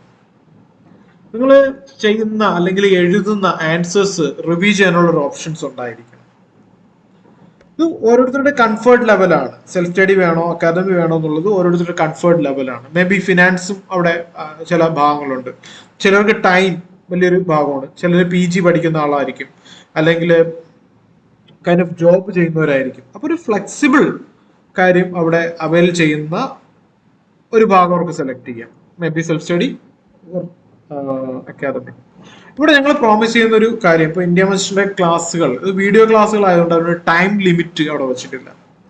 ഇപ്പോൾ ഒരു കോഴ്സിന് ജോയിൻ ചെയ്യുന്ന ഒരാളിന് രാവിലെയോ മോർണിംഗ് അല്ലെങ്കിൽ ഈവനിങ് അല്ലെങ്കിൽ എന്താണ് മിഡ് നൈറ്റിന് വേണമെങ്കിലും പ്രോഗ്രാം ആക്സസ് ചെയ്യാം, അത് ചെയ്യാം. ഈവൻ ടെസ്റ്റ് സീരീസ് നൈറ്റ് വേണമെങ്കിൽ ആക്സസ് ചെയ്യാം. മാത്രമല്ല ജോഗ്രഫിക്കൽ ബാരിയേഴ്സ് ഇല്ല. There are people doing from Saudi അല്ലെങ്കിൽ UAE, കാനഡയിൽ നിന്നുണ്ട്, യൂറോപ്യൻ കൺട്രീസിൽ നിന്നുണ്ട്, ജമ്മു ആൻഡ് കാശ്മീരിൽ നിന്ന് ആക്സസ് ചെയ്യുന്നവരുണ്ട്, ബീഹാറിൽ നിന്നുണ്ട്, കൊൽക്കത്തയിൽ നിന്നുണ്ട്. സോ ഒരു കൈൻഡ് ഓഫ് ഫ്ലെക്സിബിലിറ്റി അവൈൽ ചെയ്യാൻ പറ്റണം. അപ്പോൾ നിങ്ങൾ ഒരു സെൽഫ് സ്റ്റഡിയാണ് ചെയ്യുന്നതെങ്കിലും ഒരു മെന്ററുടെ കയ്യിൽ ഒരു സഹായം എടുക്കുന്നുണ്ടെങ്കിൽ നിങ്ങളുടെ ഒരു പഠനത്തിന് വേണ്ടിയിട്ടുള്ള മാക്സിമം പോസിബിലിറ്റീസ് നിങ്ങൾ തിരയുക എന്നുള്ളതാണ്. ഇതിൽ ഏതാണ് ബെറ്റർ എന്ന് അങ്ങനെയൊന്നും പറയാനായിട്ട് സാധിക്കത്തില്ല. ഇത് എത്രത്തോളം നിങ്ങൾക്ക് അഡാപ്റ്റ് ചെയ്യാൻ പറ്റുന്നു, അത് എത്രത്തോളം നിങ്ങളെ സഹായിക്കുന്നു എന്ന് വെച്ചിട്ട് വേണം നമുക്ക് ആൻസർ ചെയ്യാനായിട്ട്. ചിലർ അക്കാഡമി പോയി പഠിച്ചു കഴിഞ്ഞാൽ അയാൾക്ക് അത് പോസിബിൾ ആയിരിക്കും അത് വെച്ചിട്ട് ക്ലിയർ ചെയ്യാൻ. ചിലർ സെൽഫ് സ്റ്റഡി വെച്ചിട്ട് തന്നെ ക്ലിയർ ചെയ്യാനായിട്ടുള്ള കപ്പാസിറ്റി ഉണ്ടായിരിക്കും. എന്തായാലും നിങ്ങളുടെ ഹാർഡ് വർക്ക് അത് വളരെ ഇമ്പോർട്ടൻ്റ് ആയിട്ടുള്ള കാര്യമാണ്. ദെൻ കംസ് PG റിക്വയർഡ് ആണെന്ന് വേണ്ട, PG യുടെ ആവശ്യമില്ല. 3 കാര്യങ്ങളെ പറയുന്നുള്ളൂ. ഇന്ത്യൻ സിറ്റിസൺ ആയിരിക്കണം, 21 വയസ്സ് വേണം, പിന്നെ ഡിഗ്രി വേണം. ഈ 3 ക്രൈറ്റീരിയ ഇതിൽ മിക്കവാറും ആദ്യത്തെ ക്രൈറ്റീരിയ എല്ലാവർക്കും കാണും. സോ 21 വയസ്സ് പ്ലസ് ഡിഗ്രി എന്ന് പറയുമ്പോൾ UGC അപ്രൂവ്ഡ് ഡിഗ്രി. കഴിഞ്ഞ ദിവസം നമ്മുടെ തന്നെ ഒരു സ്റ്റുഡന്റ് ചോദിച്ചൊരു ചോദ്യമാണ്, എങ്ങനെയാണ് ബീഹാറിലുള്ള കുട്ടികൾ ഏറ്റവും കൂടുതൽ എക്സാം ക്ലിയർ ചെയ്യുന്നത്? ഇത് ഇടയ്ക്ക് വെച്ചിട്ട് യൂട്യൂബിൽ ഒരാളിങ്ങനെ കമന്റ് ചെയ്തൊരു ചോദ്യമാണ്. അപ്പോൾ അതിൽ ഓരോ ജോഗ്രഫിക്കൽ ലൊക്കേഷൻ അനുസരിച്ച് അവിടെയുള്ള കൾച്ചറിനും അവിടെയുള്ള രീതികളിലും അവിടെയുള്ള എന്താണ് റിലീജിയസ് എല്ലാത്തിലും വ്യത്യാസം ഉണ്ടായിരിക്കും. മേ ബി ഡ്രസ്സിങ്ങിൽ വ്യത്യാസം ഉണ്ടായിരിക്കും. നമ്മളിപ്പോൾ 6ാം ക്ലാസ്സിലെ പൊളിറ്റിയുടെ ബുക്കൊക്കെ എടുത്ത് പഠിച്ചു കഴിഞ്ഞാൽ ഡൈവേഴ്സിറ്റിയെ പറ്റി പഠിക്കുമ്പോഴും നമ്മൾ ഇത് തന്നെ പഠിക്കുന്നു. ഒരേ രാജ്യത്ത് 2 സ്ഥലങ്ങളിലുള്ളവർക്ക് 2 തരം ഭാഷ, 2 തരം വേഷവിധാനം, ഓക്കെ. അപ്പോൾ അതൊക്കെ ഉണ്ട്. ഇപ്പോൾ ബീഹാറിൽ ഉള്ള ഒരു കുട്ടി, ഓക്കെ, അതിനിപ്പോൾ ഞാൻ പറയാം ഒരു കാര്യം. കേരളത്തിലെ ഒരു ട്രെൻഡ് എന്താണ്? ഏറ്റവും കൂടുതൽ മെഡിക്കൽ എഞ്ചിനീയറിംഗ് ഒരു എൻട്രൻസിന്റെ പുറകെ ഓടുന്ന ഒരുപാട് പേരെ നമുക്കിവിടെ കാണാൻ സാധിക്കും. അബ്രോഡ് ജോബ് ഒരുപാട് നോക്കുന്ന ആൾക്കാർ നമ്മുടെ നാട്ടിലുണ്ട്. ഇപ്പൊ തമിഴ്നാട് അല്ലെങ്കിൽ ആന്ധ്ര എടുക്കുമ്പോൾ ഏറ്റവും കൂടുതൽ ഒരു വ്യവസായം മീൻസ് കൃഷി, അഗ്രികൾച്ചർ നല്ല രീതിയിൽ ചെയ്യുന്ന ആൾക്കാരാണ്. അത് അവിടുത്തെ ട്രെൻഡാണ്. ഇപ്പൊ ഇവിടെ വേണമെങ്കിലും മേ ബി ഒരാൾക്ക് വേണമെന്നുണ്ടെങ്കിൽ ഏക്കർ കണക്കിന് കൃഷി ചെയ്യാം. മേ ബി ആന്ധ്രയിലേക്കാളും നല്ല രീതിയിൽ ക്വാളിറ്റി ആയിട്ട് കാര്യങ്ങൾ പ്രൊഡ്യൂസ് ചെയ്യാം. It is possible. പക്ഷെ അത് കേരളത്തിലെ ട്രെൻഡ് അല്ല. ഗുജറാത്ത് നോക്കുകയാണെന്നുണ്ടെങ്കിൽ അവിടെ ഉള്ളവർ കൂടുതൽ ട്രേഡിങ്, ഇവിടെയും ട്രേഡ് ചെയ്യുന്നു, കേരളത്തിലും ട്രേഡ് ചെയ്യുന്നവരുണ്ടായിരിക്കാം, ബിസിനസ് നടത്തുന്നവരുണ്ടായിരിക്കാം. പക്ഷെ ഗുജറാത്തീസിനെ പോലെ അത്ര നല്ല എക്സ്പേർട്ട് ആയിട്ടുള്ള ബിസിനസ് ഇൻ നമ്പേഴ്സ് കുറവാണ്. പഞ്ചാബീസിന്റെ കാര്യം നോക്കുകയാണെന്നുണ്ടെങ്കിൽ അഫ്കോഴ്സ് അവരും കൈൻഡ് ഓഫ് അബ്രോഡ് ജോബ് നല്ല രീതിയിൽ നോക്കുന്നവരാണ്. സോ ഇതുപോലെ ബീഹാറിൽ ഉള്ളൊരു പ്രത്യേകത, അവരുടെ ഒരു ട്രെൻഡ്, മേ ബി അയാൾ IIT പോയി പഠിച്ചാലും IIM പഠിച്ചാലും എയിംസിൽ പഠിച്ചാലും അവർക്കൊരു സർക്കാരി ജോബ് അല്ലെങ്കിൽ സർക്കാരി നൗക്കറി എന്ന് പറയുന്ന ഒരു കാര്യം അവരുടെ തലയിൽ എപ്പോഴും ഉണ്ട്. അപ്പൊ അതുകൊണ്ട് അവരെപ്പോഴും ഏത് ഡിഗ്രി സമ്പാദിച്ചാലും ഈവൻ അവർക്കൊരു എസ്റ്റാബ്ലിഷ്ഡ് ബിസിനസ് ഉണ്ടെങ്കിൽ പോലും ഒരു സർക്കാർ ജോലി എന്ന് പറയുന്നത് അവരെ സംബന്ധിച്ചിടത്തോളം ഒരു ഡ്രീമാണ്. അപ്പോൾ ഏറ്റവും കൂടുതൽ ആൾക്കാർ അതിനുവേണ്ടി നല്ല രീതിയിൽ വർക്ക് ചെയ്യും. നല്ല രീതിയിൽ എന്ന് പറഞ്ഞാൽ ആത്മാർത്ഥമായിട്ട് വർക്ക് ചെയ്യും. കാര്യം ചോദ്യം ഇങ്ങനെയാണ് വരുന്നത്, ബീഹാർ എന്ന് പറയുന്നത് എഡ്യൂക്കേഷന്റെ കാര്യത്തിൽ നോക്കണമെന്നുണ്ടെങ്കിൽ അല്പം ബാക്ക്വേർഡ് നിൽക്കുന്ന ഒരു സ്ഥലമാണ്. അല്ലെങ്കിൽ അവിടുത്തെ പോവർട്ടി റേറ്റ് കുറച്ച് ബാക്ക്വേർഡാണ്, മോർട്ടാലിറ്റി റേറ്റ് ബാക്ക്വേർഡാണ്, പിന്നെ സെക്സ് റേഷ്യോ എന്ന് പറയുന്നത് ബാക്ക്വേർഡാണ്. ഇതെല്ലാം ബാക്ക്വേർഡാണ്. പക്ഷെ നമ്പർ ഓഫ് ആസ്പിറൻസ് അല്ലെങ്കിൽ നമ്പർ ഓഫ് സക്സസ്ഫുൾ ആസ്പിറന്റിന്റെ കാര്യം നോക്കുമ്പോൾ ഇന്ത്യയിൽ ഇപ്പോൾ ഉള്ള 5500ഓളം IAS ഉദ്യോഗസ്ഥർ നോക്കുകയാണെന്നുണ്ടെങ്കിൽ 450+, നിയർലി 10% എന്ന് പറയുന്നത് ബീഹാറീസ്. കാര്യം അത് അവർ നന്നായിട്ട് ശ്രമിക്കുന്നു. അത് തന്നെയാണ് അതിന്റെ റീസൺ എന്ന് പറഞ്ഞത്. പലരും പല സമയത്തായിട്ട് ചോദിച്ചുകൊണ്ട് മാത്രം ഞാനിത് ഉൾപ്പെടുത്തിയാണ്. കാര്യം എഡ്യൂക്കേഷനോട് ബാക്ക്വേർഡാണ്, പോവർട്ടി വളരെ താഴെയാണ്, അവരുടെ സോഷ്യൽ സിസ്റ്റം വളരെ മോശമാണ്. ഐ ഹാവ് ഫ്യൂ ഫ്രണ്ട്സ്, അവരുടെ വില്ലേജിൽ പോലും ഇലക്ട്രിസിറ്റി എത്തിയിട്ടില്ല, ബട്ട് സ്റ്റിൽ അവർ ഗവൺമെന്റ് ജോബിലുണ്ട്. അപ്പോൾ നമ്മുടെ സാഹചര്യം എന്തായാലും നമ്മുടെ എയിം ഡിഫറെന്റ് ആണെന്നുണ്ടെങ്കിൽ അത് പോസിബിൾ ആണ് എന്നുള്ളതിന് വ്യക്തമായിട്ടുള്ള ഒരു ഉദാഹരണമാണ് ബീഹാറിൽ നിന്നും ഏറ്റവും കൂടുതൽ IAS അല്ലെങ്കിൽ സിവിൽ സർവൻസ് ഉണ്ടാകുന്നത് എന്ന് പറയുന്നത്. അവർക്ക് പോസിബിൾ ആണെന്നുണ്ടെങ്കിൽ നോർമലി എഡ്യൂക്കേഷന്റെ കാര്യത്തിൽ ഒരു അപ്ലിഫ്റ്റഡ് എഫക്റ്റിൽ നിൽക്കുന്ന നമ്മളെ പോലെ അല്ലെങ്കിൽ കേരളത്തിൽ അല്ലെങ്കിൽ സൗത്ത് ഇന്ത്യ വെച്ച് നോക്കുമ്പോൾ നമ്പർ ഓഫ് ആസ്പിറൻസ് കൂടിക്കഴിഞ്ഞാൽ അഫ്കോഴ്സ് ഇവിടെയും കൂടും. പക്ഷെ ഇവിടെ അങ്ങനെ ഒരു ട്രെൻഡ് നിലനിൽക്കുന്നില്ല. സിവിൽ സർവീസിന് പഠിക്കാൻ പോകുന്നു എന്ന് പറയുമ്പോൾ ബന്ധുക്കൾ അല്ലെങ്കിൽ എന്താണ് ഫ്രണ്ട്സ്, മേ ബി ടീച്ചേഴ്സ്. ഞാൻ ഈ അടുത്ത സമയത്ത് ഒരു സ്റ്റുഡന്റ് പറഞ്ഞതാണ്, അല്ലെങ്കിൽ ഒരു ഫോളോവർ പറഞ്ഞതാണ്, പുള്ളിയുടെ ഒരു HOD എടുത്ത് ചോദിച്ചു എങ്ങനെയാണ് സിവിൽ സർവീസിന് പ്രിപ്പയർ ചെയ്യേണ്ടതെന്ന് ചോദിച്ചപ്പോൾ അയാൾ ശകാരിച്ചു എന്നാണ് പറഞ്ഞത്. ഇതാണ് ഇവിടുത്തെ ട്രെൻഡ്. നിങ്ങൾക്ക് വേണമെങ്കിൽ നിങ്ങൾ തന്നെ ഇറങ്ങി വർക്ക് ചെയ്യണം, ആരും സപ്പോർട്ട് ചെയ്യില്ല. മേ ബി നിങ്ങൾ ഒരു തലമുറ സപ്പോർട്ട് ചെയ്ത് കഴിഞ്ഞാൽ അടുത്ത തലമുറ ഫോളോ യു. ഓക്കെ, അങ്ങനെ ഒരു ട്രെൻഡ് ഇവിടെ ഉണ്ടാവുന്നത്. അപ്പൊ അതുകൊണ്ടാണ് ബീഹാറിലെ ആൾക്കാർ ഏറ്റവും കൂടുതൽ സിവിൽ സർവീസ് എക്സാം ക്ലിയർ ചെയ്യുന്നത്. അതിന്റെ റീസൺ എന്ന് പറയാം. അപ്പൊ നെക്സ്റ്റ് നമുക്ക് ഒരു Q&Aയിലോട്ട് പോവാം. 2 മണിക്കൂറാണ് ഇത് പ്ലാൻ ചെയ്തിരുന്നത്.